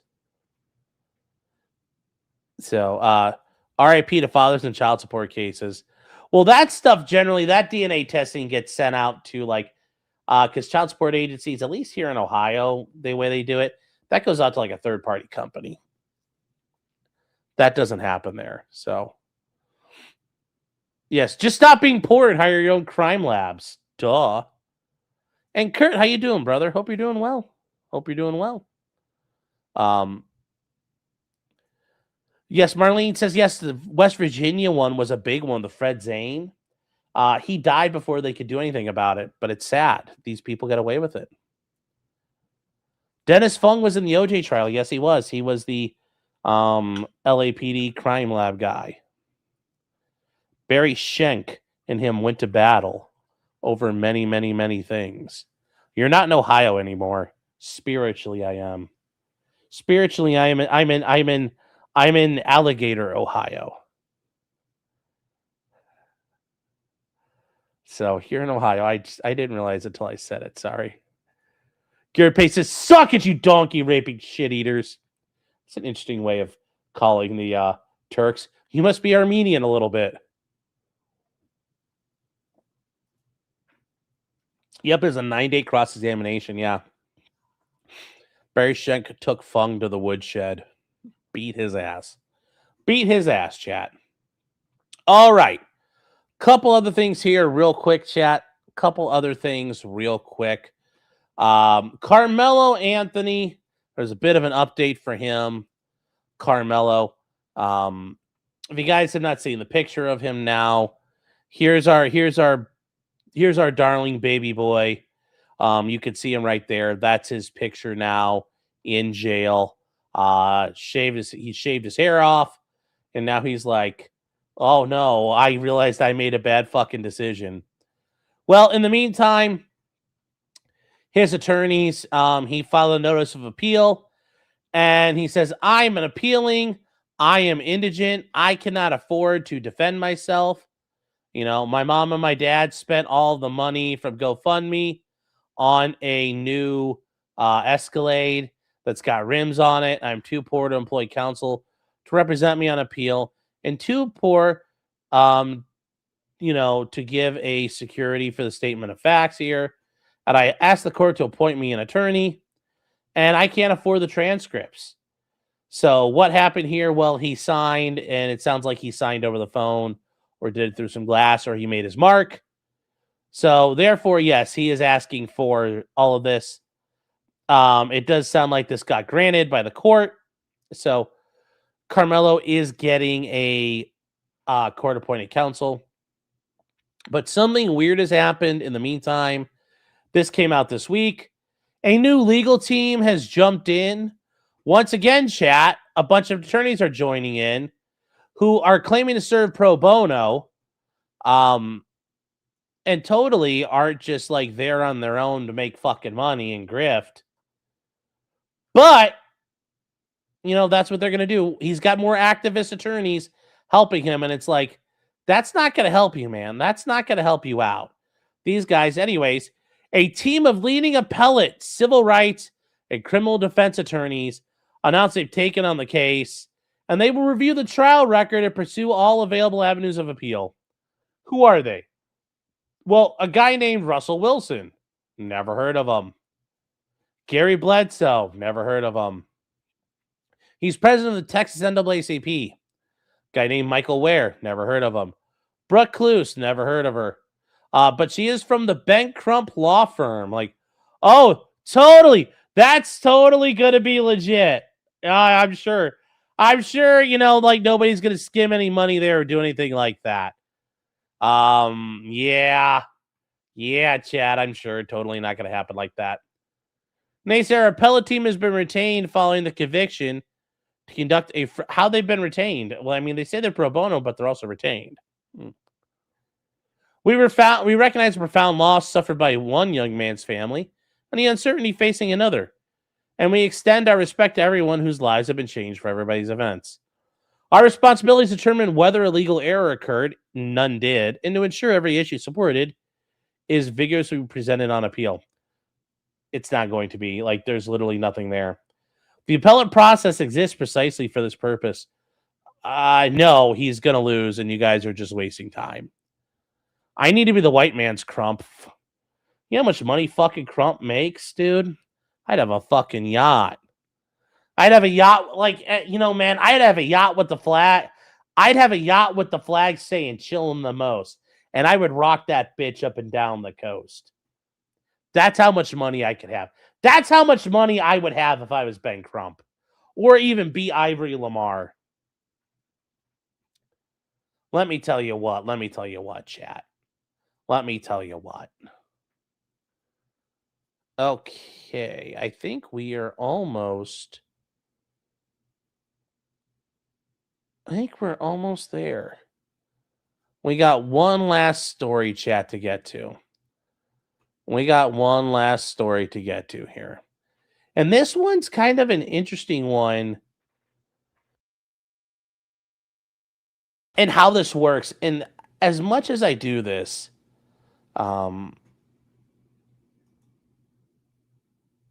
as this works out,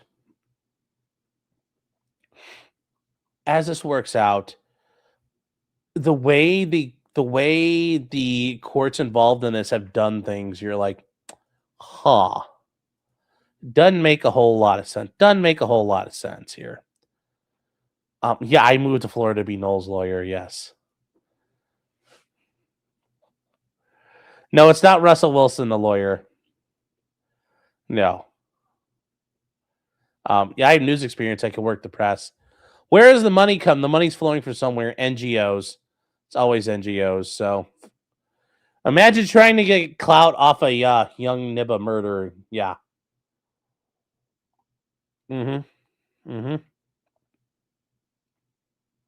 Yep. Oh, it's true. It's true. So my first love will always be trains. And Hammersy says, "Hi, fat pussy." How'd you know my pussy was fat? I don't know. Which E daddy of yours did I offend? and I don't like. I'm sorry, I don't know. It's hard to keep up with all the ones that people get mad at me for not liking. So, which one? Which of your daddy? I don't like your daddy. Apparently, which one? I don't know. I'm sorry, I don't like your daddy, whoever he is. Now, this is the case of Pauline Newman. And we talked about this before. She is a judge. She's a federal judge. She's 98 years old. And she has been around forever. Forever.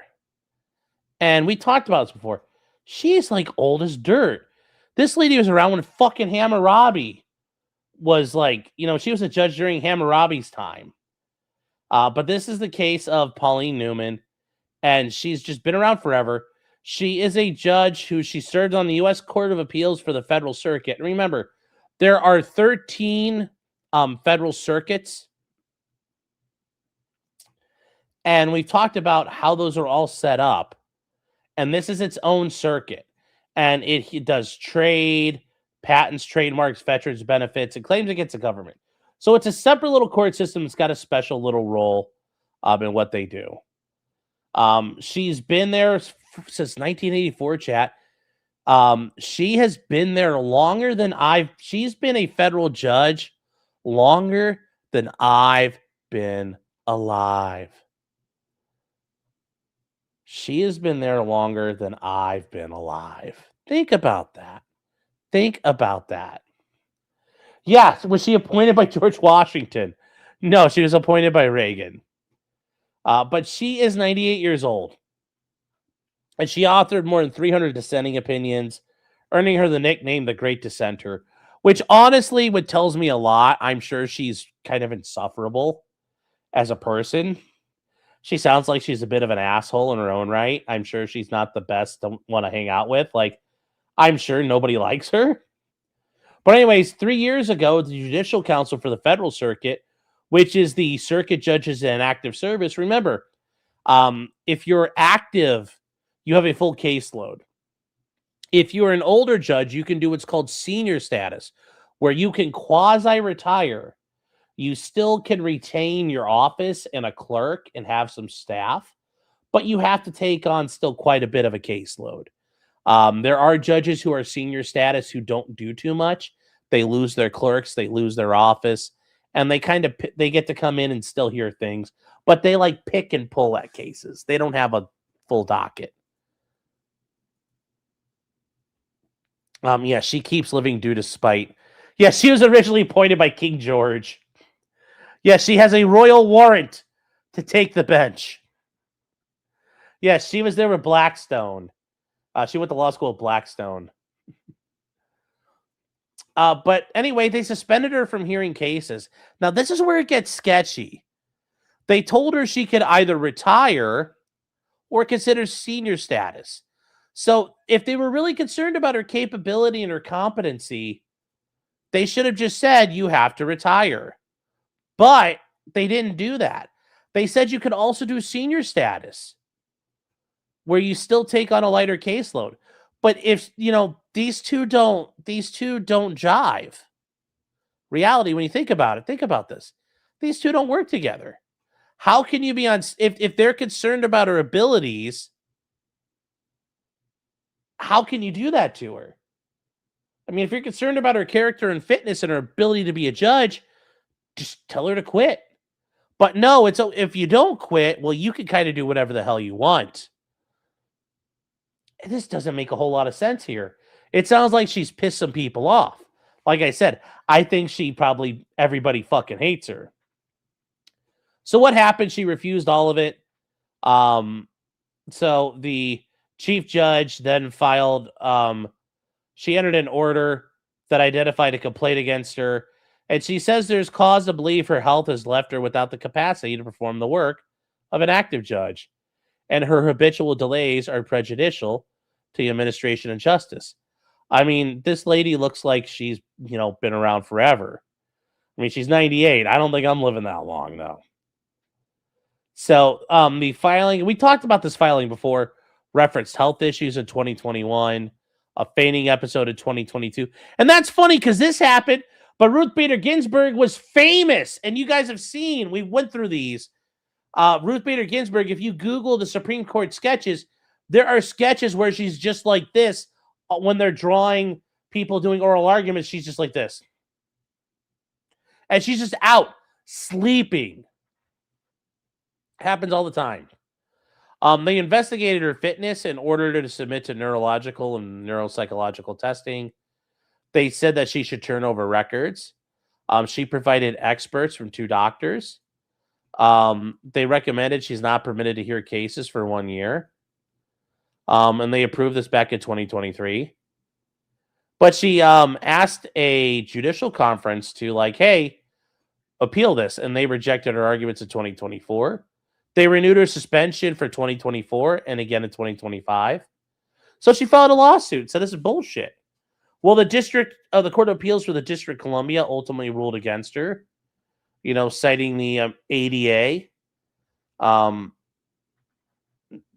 what happens here? Well, it prevents certain constitutional challenges to the council's authority. So ultimately, she tried. She tried to go to the Supreme Court. And the Justice Department, said, we don't want you to do this one. So what happened here? Well, there was a thing here. So this is her case with the Supreme Court. So you're like, the motion to leave and file a brief in opposition under seal with redacted copies is granted. Being granted's good. You're like, okay. You start reading there, you're like, granted is like, great. Then you read the rest of it. Motion to leave for leave to file a reply under seal with redacted copies for public record is granted. You're like, all right, we got 2 granted. This is great. There's a problem though. Here's your problem. The petition for a writ of certiorari is denied. Oh, that's not good, chat. That's not good. That's not good. That's not good at all.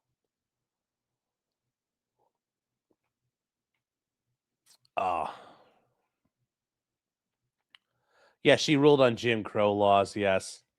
She was there for Marbury. So, yes.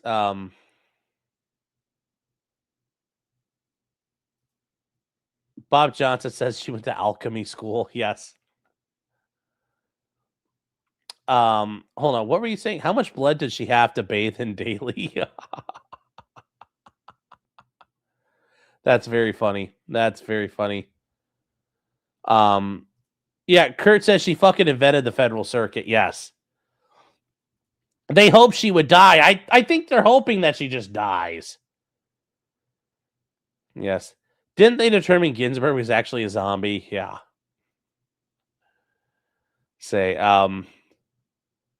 Was she one of the first 9 graduates from Harvard? And Kurt, from having some experience over in that area, says, she is a curmudgeon who writes in dissents. I swear out of pure spite. I love her. Lol. Let's see here. Agnes Ugg, now 5 missed opportunities. I don't know. What did I miss? I don't know what I missed. Let's see here. I think she was around when the Romans invented common law. Yes.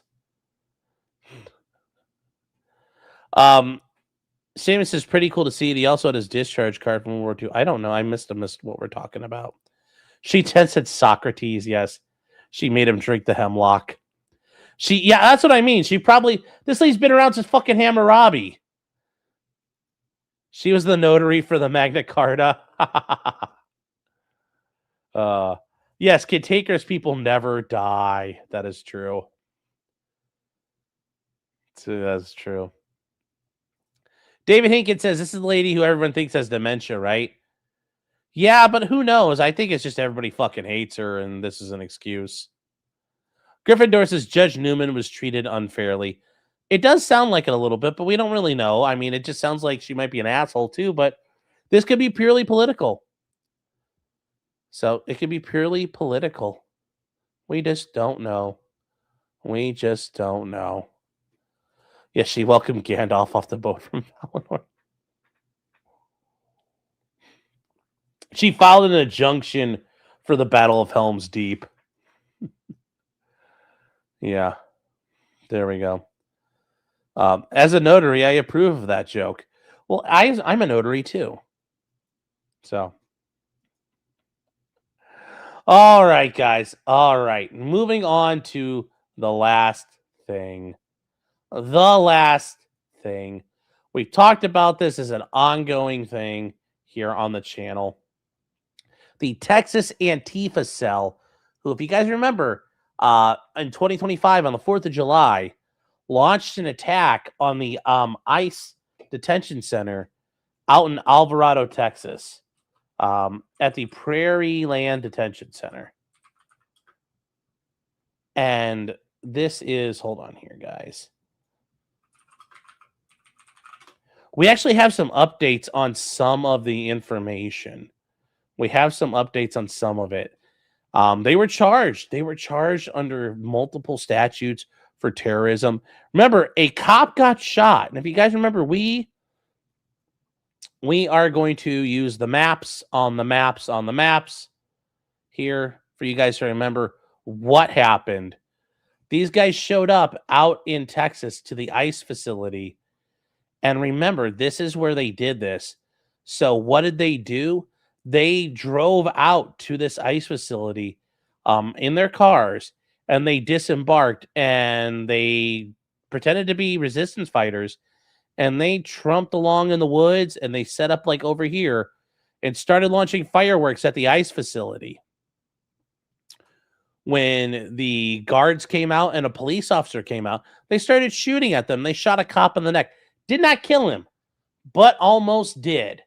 At that point, one of the guys involved got fucking domed on their side, and then the rest of them ran. They ran and got caught by the police literally before they could leave this entire neighborhood, and they either surrendered or got caught from here, and they got rolled up. Well, they were convicted. We talked about this with the court, the trial court. They had a mistrial because the attorneys were fucking around, and they hired activist attorneys. So what happened? Well, they got sentenced this past week, yesterday, in fact. And these are the main people who stood trial. There are other ones who pled out. This is ultimately the entire group of all of them. This isn't all of them exactly, but there are like 22 of them in total. And this is through Andy Knows, been really following all this stuff. But yes, these are the Antifa goobers. This is the wider cell. Most of these people have pled. These guys all went to trial. And let me tell you what. Oh, man. Oh, man. These guys got their fucking boots nuked off them. Oh, my God, Becky. Oh, my God. So first of all, we got Benjamin Song. He's the guy who did all the shooting. What did he get for a charge, his sentence? 100 years in federal prison. Maricela Rudea, what did she get? Oh, chat, let me tell you. She got 70 years. Whoa.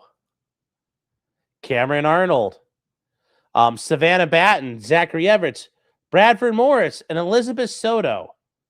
And many of these are trannies and fucking weirdos and losers. Yeah. A bunch of them got 50 years. A bunch of them got 50 years here. So, you just see. In Bradford Morris, you're like, wait, that looks like a tranny. But yes, 50, 50, 50, 50, 50, 50, 50, 50. And then this guy got 30. These people got fucking nuked. Oh my God. It is great.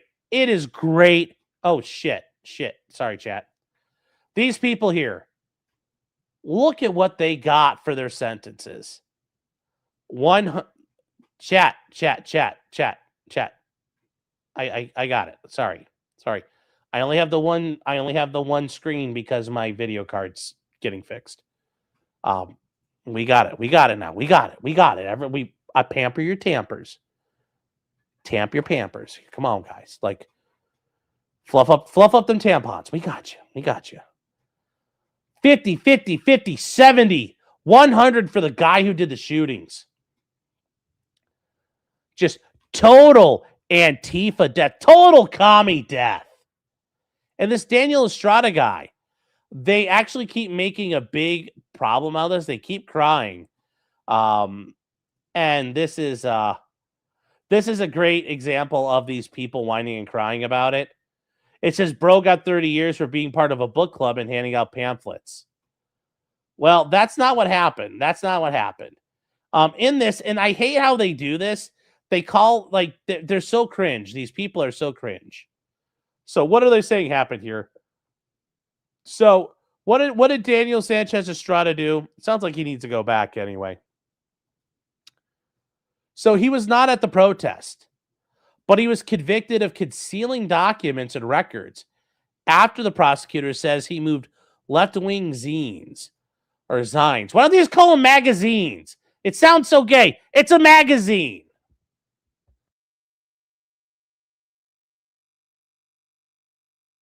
It's a magazine. Here's the problem. What happened? Well, his wife, Marcela Rita, she was part of the group that got fucking arrested at the attack. So she calls him from jail and says, hey, honey, can you move a bunch of shit around before the feds come looking? I'm calling you from the jail, and we just got arrested for shooting at the cops. So what does he do? He goes around and picks up documents and hides them on a phone call that was fucking recorded.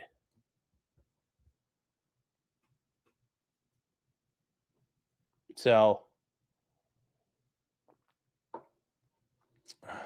yeah, you don't help people and don't have it recorded on a fucking phone call. Don't do that. It was on a jail call. So when they say, oh, this guy didn't do nothing wrong, it's like, no, he did. A bunch of information also got released since we've now seen it all. And this is one of them. This is body cam footage that we have now seen. And here you go. T-Rex says, we play notes. You want that clip? Okay, we got you. Nigga, is you taking notes on a criminal fucking conspiracy? What the fuck is you thinking, man? I don't know what they're thinking. But here you go. Here you go for this. Isn't there a sign above the phone telling you the conversation will be recorded? Oh, it's even worse than that, Garrett. When you call, it goes, hello, you have a call from Sean, an inmate at the Collin County Correction Center. To accept this message, please press 0. Boop. Call connected. This call may be recorded. And then you can talk. And depending on the things, like especially with the prison calls, it'll keep even then, most of them will re-update partway multiple times. This call may be recorded, and 3-way calls are strictly prohibited. They routinely tell you. So.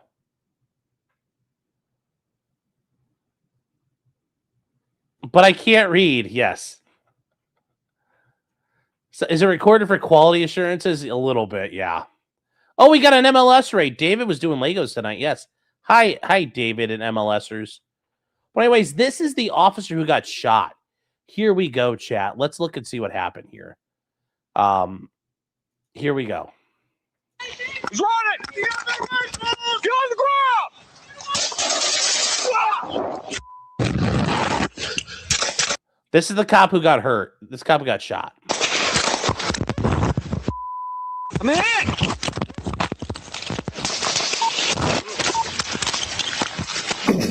Who shot? Officer hit. 1820. We have an officer that's been hit. Who's hit? I am. You good? No, I'm hit. My back. You're in the back? Oh, hey. Shot in the neck, in the back. Yeah, I got him. Okay. Hey, you're good. You're good. You're good. Where'd they go? I know that they ran off that way. He's running! So there you go. That's one of these views. There's even more, though. And this one shows a little bit of what happened here and what they did.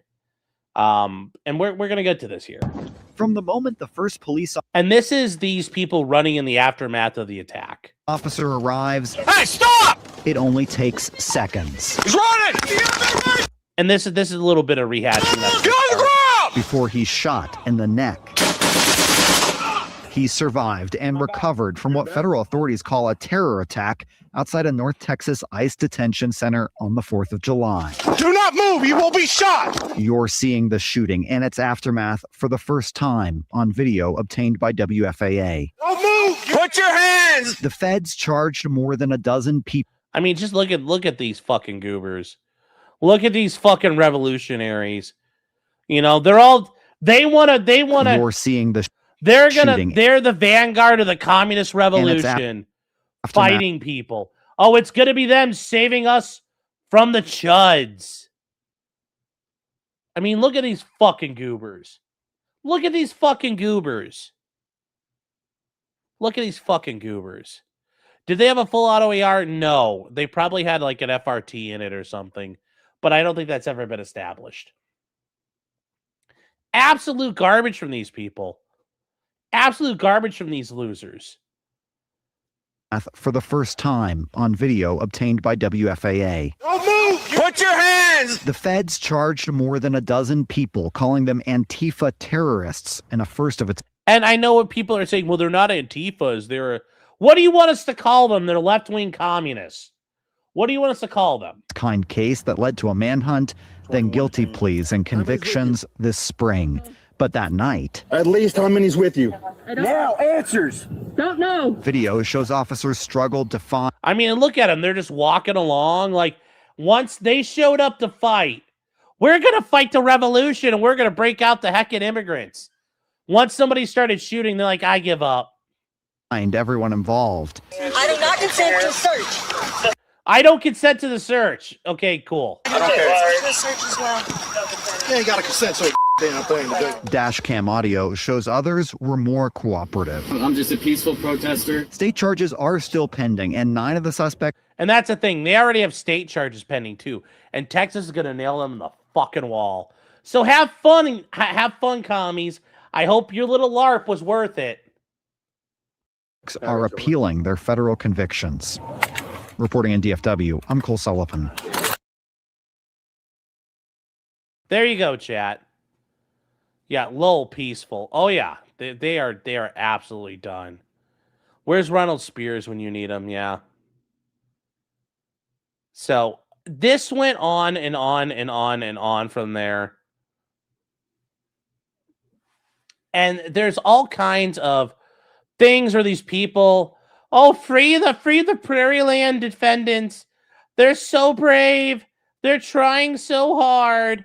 Free them all. Free them all. Free the communist nonsense. I wonder how much assistance they got for the National Lawyers Guild. I don't know. They got some there. Four Pink Queen says, I just came over and I'm already loving it. Well, thank you for being here. But yeah, these guys, like, it's just, there's like, oh, free them all. No, they're going to prison and they're going to die in prison. That's what they get for trying to launch the, I'm sorry, I didn't mean to ruin your little Antifa party. But yeah, they did. But now you see all kinds of smooth brain takes like this right here.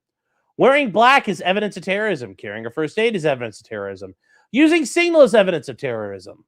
No, if you do all that stuff and then you go with a group of people to attack a government installation and people get hurt, that is terrorism. You can do all of that. You just can't do the rest of it. And it still doesn't, like, what these guys did at the end of the day doesn't make any sense to me.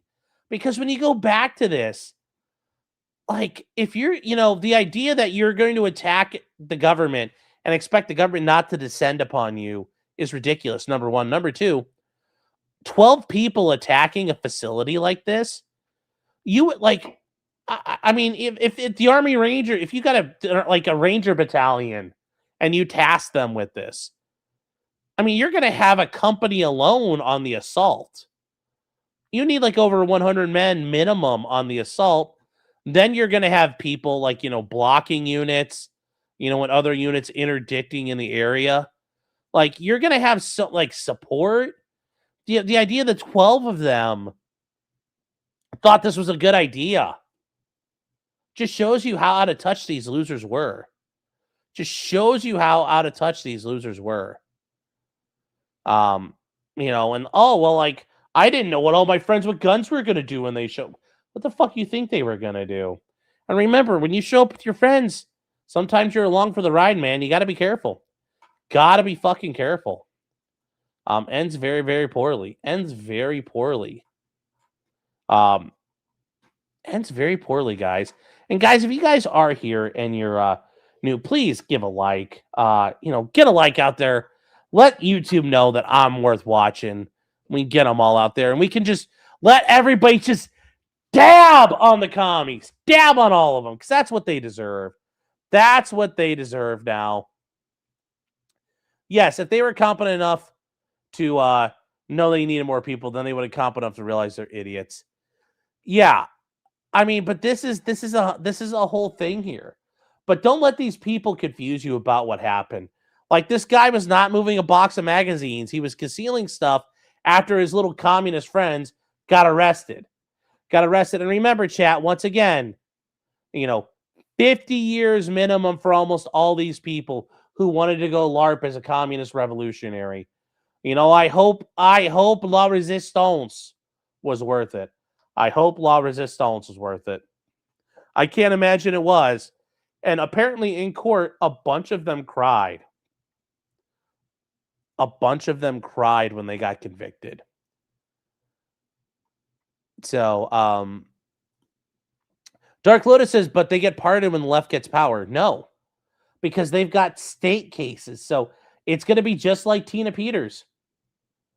You can get pardoned for your federal case, but your state case is still going to be there. And in Texas, the governor does not have a plenary pardon power. His pardons are only allowed to be done through the Pardon Commission. So these guys will not get out. They are going to rot in prison in some form or another.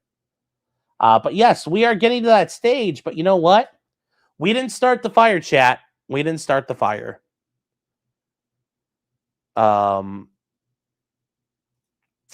Did I get the message on Kiwi Farms about the DC Circuit ruling that says being black gives you special Fourth Amendment privileges? US v. Carter. I did see it. And honestly, though, I think of a super chat. I saw that one. I disagree that it gives you special privileges, but I do think that guy was not free to leave. And I would argue that even white people and Hispanic people in that position would be able to use learned experience as well. I disagree with the reasoning, but the overall ruling, I think, is correct. I disagree with the reasoning, though, but the holding, I think, is correct. That guy was not free to go, and that was an illegal search. So, but thank you for the super chat. 100 years based. Yeah, well, he's the guy who did the shooting. And there were also people, some of these commies were making comments of like, he was firing warning shots. Who was he firing warning shots at? And what was he warning them to do? Don't come arrest us. Stay away, evil Nazi policeman. You can't come arrest us for doing illegal things. What was he warning them for? And why did the warning shot hit the guy in the neck? I don't know. I was wondering what the fuck zines are. They're what fucking commie loser faggots call their little magazines or something. I don't know. It doesn't matter. It's commie talk. That's all you need to know. Is a death penalty on the table? No, the guy survived. The officer survived. He made a full recovery. Thank God. But he survived. KMW says, are those lengthy sentences from Texas? No, those are federal. And it's funny because many people on Twitter are upset at the federal judge who said, I'm sentencing you because what you did was so horrendous, and people need to know You cannot attack the United States government like this and be a revolutionary. And they somehow think that means it's illegal. No. Being made an example of is one of the primary purposes and principles of sentencing. It's to punish the offender, deter future conduct. And by deterring future conduct means making an example out of everybody. So, protecting society. So no, they're not going to get the golden hand. They're not going to get the golden hand. They're not going to get. They're going to suffer in state prison. So, yes, that's only what they've been convicted for. Malkovich Microsoft says, "Wait, I've often heard that Abbott pardoned Daniel Perry. It was a committee that pardoned him." Yes, the governor can't just pardon people in Texas. He's limited. It's not like in many states, like Ohio, Florida. Many states, the governor could just on his own say, "Yeah, I'm pardoning this guy." Texas is a restricted way. There's restrictions on it. So, will you cover the Breaker Morant trial? We can try. I don't know if there's any good stuff to cover it with, but yeah. I mean, if you just wanted as an excuse for me to do clips of Breaker Morant, I could do that with like Rule 303, and I could go to a range and sit there and just start fucking slinging 303 down range as well. Boogie fired a warning shot and got the loft shoved up his ass too. Well, Boogie was an idiot. Zines are usually self-published all text. Of course, for a leftist, they can't meme. Drawings not professionally done. Zines are a common term for independent magazines. That's so gay. That's so gay. Just call it a magazine, Jesus. Or your pamphlet. I've heard zines since the early 90s. I haven't.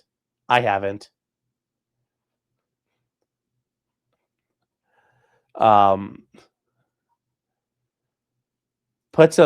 to put the MAGA back in zines, yes. They're homemade hobby magazines. Yeah, I didn't know that. Don't even kill a government agent, you get 100 years. Yeah, that's true. That's true. And that's the thing. If you commit a revolution and you lose, it doesn't go well. So that's the thing, guys. That's part of the, I mentioned, like, once again, I love having all this. I love being a fat guy eating cheeseburgers. I don't want a civil war. But the life of an insurgent or a guerrilla is not a fun life. It's a life on the run. It's a life of waiting for the shoe to drop. And it's a life where when that happens, you're going to bang it out and you're probably going to die. But then it's a matter of how many people can you take with you. These people, I don't think are ready for that. I think they thought like, oh, they would do this and everything would be fine and they'd be back on Twitter right afterwards. No. Once you do this, your life is over. You're on the run. The Weather Underground is a great example of that. They immediately went underground and formed their terrorist group and did their thing. These guys were like, you can't be a part-time crook.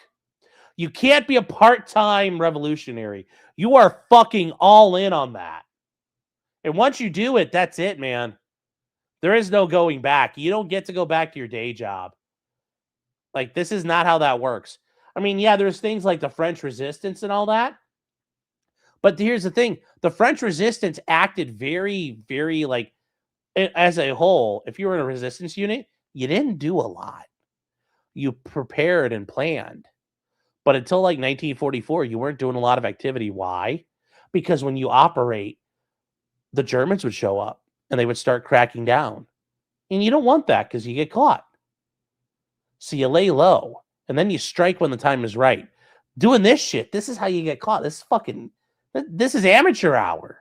It's amateur hour. So, shoot at Dutch people and pretend they're Boers. Yes. It's a graphic novel.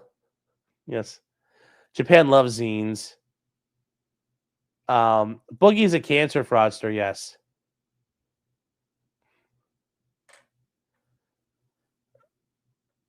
Let's see. It was a local cop who was shot, not a Fed. Yes. It was a cop who responded to the Antifa people running around.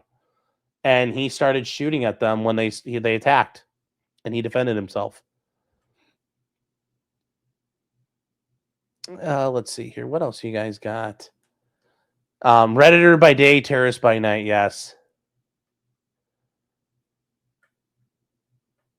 Yeah, if you wage war against society, you don't get to return. Yep. You win or you die. John Doe says the French resistance were all fags. No. The French resistance had a problem, though, with the Maquis because, like, you know, but this was true in all of Europe with resistance units. The communist and non-communist elements, well, especially in France, like, they actually did operations against each other. Like, there were ops where, like, the Maquis and the French communists would, like, fucking attack each other. And in Poland, there was a lot of that. The Germans kind of, like, when the Home Army and the Polish communists were fighting, there were a couple times where I've read some documentation where the Germans, like in a couple different books, where the Germans were kind of like, I'm going to pretend I don't see any of this. And you're just like, I hope they have fun. And you'd let these units fight because then they're not fighting you. But yes, the French were good at selling each other out. Yes, the resistance is mainly sitting around smoking cigarettes.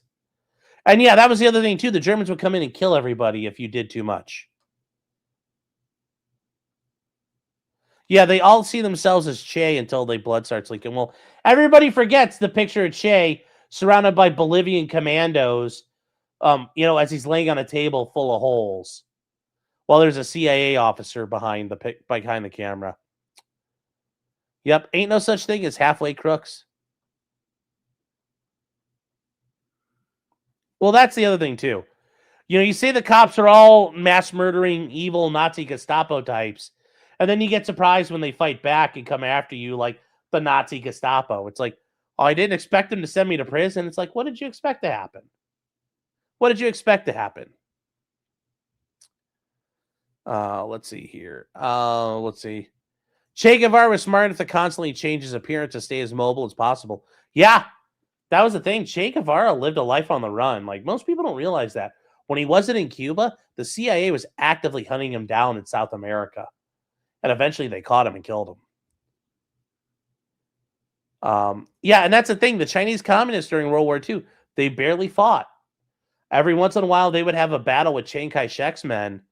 But most part, they waited. They waited. They didn't fight it unless they had to. Che was a monster, the murderer of Catholics.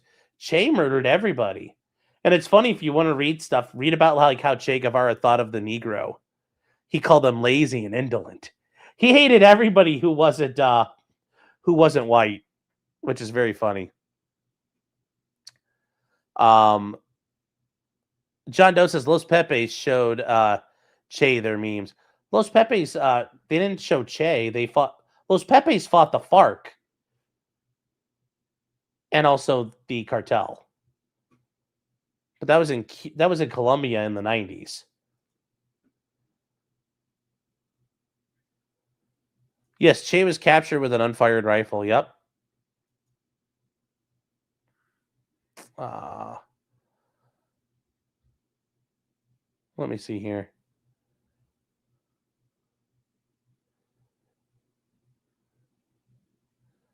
Let me see here. Yes, Che says the Negro is indolent, lazy, and spends his money in frivolities. Well, to be fair, a lot of us do now. Yeah, that's what I was about to say, John. You got that, yeah. Yes, Los Pepes helped kill Pablo. It's their name. Yes, but Los Pepes also started fighting everybody they could, too. They fought the FARC a lot as well.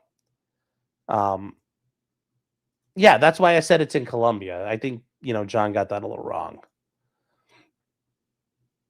But Colombia was always interesting. You had the FARC, you had the AUC, and they were going at it. You had the government off to the side, like, guys, stop. Like, who do we fight? You had the FARC being the left-wing group. You had the AUC being the right-wing group. And then you had the cartel. And then you had Los Pepes. And then over here you had, like, the CIA involved. Like, everybody was fighting. Everybody was fighting. So, did I see the Mike Lindell suit was dismissed with prejudice today? How was it dismissed? They already had judgments against him. So, no, I didn't know. If you could send me a link to that, I'd appreciate it. Let's see here. What's the status of the card? I was waiting to get approval, but I'm sending the card out. We're going to take a look at it, so don't know yet. Yes, and all sides are selling cocaine. Yes, all sides are selling cocaine, yes. It's dismissed with prejudice. Send me a link for that. I wasn't aware, like, on all that. So, Mike Lindell's always had that fight at Let me see. Like, send me some information on that, because I wasn't aware. Jim says, hi, Jim says, wasn't Los Pepes started by the two brothers who started the AUC? No, the AUC, the Los Pepes were a group of people basically who were the people oppressed by Escobar and the cartels. So it became like a group that arose to fight the cartels directly. That said, though, a lot of Los Pepes were people who just also wanted to take power from the cartels for themselves. But the AUC was the two brothers who started the AUC to fight the FARC. So there's all kinds of stuff there. Yes, those Pepes were persecuted by Pablo. And yes, and it was people that once Pablo was gone, they ended up taking power. So Mike Liddell is that crack strength. Yeah, hey, man. It does wonders. It does wonders. Oh, man! Check him out, y'all. He having the time of his life. Man, it gets you going, man. It gets your motor running. Yeah. Oh, Los Pepes was the two AUC brothers? Okay. Yeah. Yes, they were a CIA death squad. Everybody in Colombia was a CIA death squad, except for the FARC and the cartel. Although at times the cartel was a CIA death squad. Everybody but the FARC were CIA death squads. The CIA ran everybody. So, with that said, chat, we are all caught up. And hold on, I'm going to...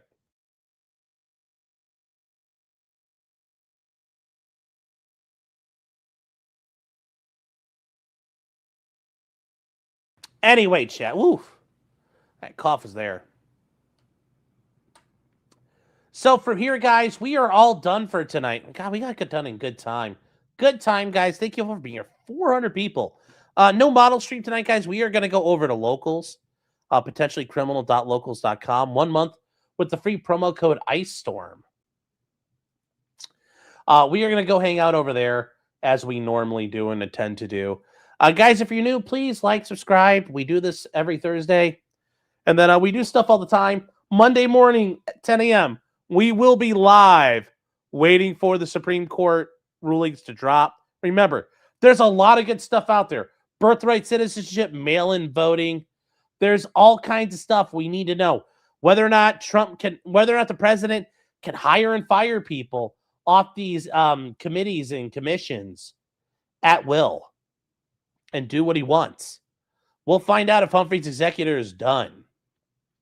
There's a lot of stuff out there. A lot of stuff out there. Be ready for it. Be ready. We also might get hold off till Thursday. Who knows? Who knows? And yes, Florida flag and me. Florida flag and me. With that said, chat, I will see you guys tomorrow. And remember, until next time, just because you did it doesn't mean you're guilty. We're not guilty, chat. But they all have to go back. Temporary. Afuera. Afuera. Good night, chat, and take care.